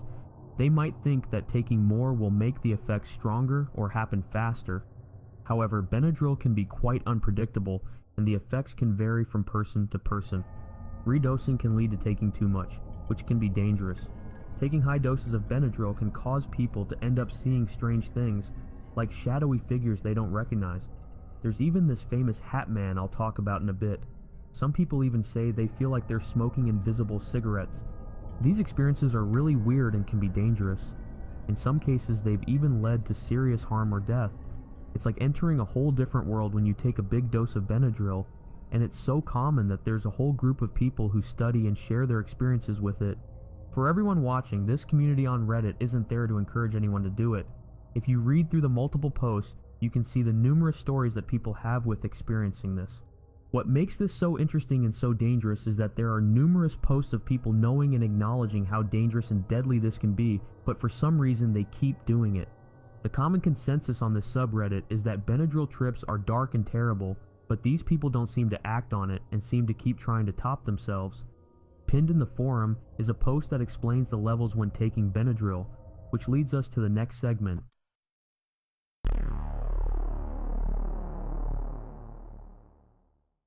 Therapeutic level. This is the range where Benadryl is typically used for its intended purpose, to treat allergies and induce sleep. At the lower end, around 25 milligrams, you might experience drowsiness without any significant effects. If you push towards the higher end, closer to 100 milligrams, you may feel a mild body high and some mental slowdown somewhat similar to the effects of a benzodiazepine. However, it's generally not recommended to explore these effects unless you simply want to sleep better. It's worth noting that doses between 25 to 50 milligrams can enhance the effects of opiates. Level 1. This level is sometimes referred to as a FAP dose. You might notice a slight enhancement of music, and you'll likely experience the characteristic heaviness in your body associated with DPH. However, it's important to mention that some people take this amount to enhance sexual experiences, but it's not recommended due to potential side effects. There have been reports of sexual dysfunction after repeated use, including one case of a 20-year-old who developed severe erectile dysfunction after a year of DPH abuse. This could be attributed to DPH's vasoconstrictive properties, which can restrict blood flow. Damn, makes your dick stop working? This range is often considered the sweet spot if you're aiming for a DPH experience without full-blown delirium. Music tends to sound great, but be prepared for an extremely dry mouth and frequent trips to the bathroom to urinate. It's worth noting that some people find it challenging to urinate on DPH, or it becomes very difficult. Physically, your body may feel incredibly heavy as if it weighs a ton, but you might not necessarily feel sleepy or fall asleep at this level. Visual effects may start to creep in, such as slight movements in the corners of your eyes or occasional sightings of objects like spiders that aren't actually there. You might also experience auditory hallucinations like hearing a family member's voice from a distance or faint footsteps outside your door. Mentally, your short-term memory begins to deteriorate, and you'll find it difficult to maintain a coherent thought for long. Some individuals even report closed-eye visuals, which are often brief, nonsensical, and highly abstract visions. These visuals can be influenced by the music you're listening to. Level 3, Delirium. At this point, delirium starts to take over, especially once you pass the 600 milligrams mark, and it's almost a certainty at 700 milligrams, often referred to as the 700 Club. During this stage, you might completely forget that you've taken anything, and you'll experience full-blown, lifelike hallucinations. Your surroundings can transform dramatically. You might believe that your parents or the police have entered your space and are questioning you about drug use. Oh, is he starting? You may see spiders, snakes, or other creatures all around you, and everyday objects like your phone or a remote might appear to vanish as soon as you touch them. It's not uncommon to have friends visit during your trip, engaging in conversations about bizarre and surreal topics. Some people find that smoking phantom cigarettes can be quite an enjoyable experience at this dose. Strangely, your emotions Nick is starting. Alright. Sounds good. Okay. Really, yeah, everyone go watch Nick. Thanks everyone for tuning in. Appreciate it. I'm trying to get on a from number 3. I'm trying to get on a earlier schedule here. I'll be live earlier tomorrow. Don't forget to like, comment, subscribe, follow all my socials in the description. Yeah, 07 everyone. Take it easy. Watch out for the Hat Man. And yeah, go watch Nick. Thanks for stopping by. I'll catch y'all later. Peace.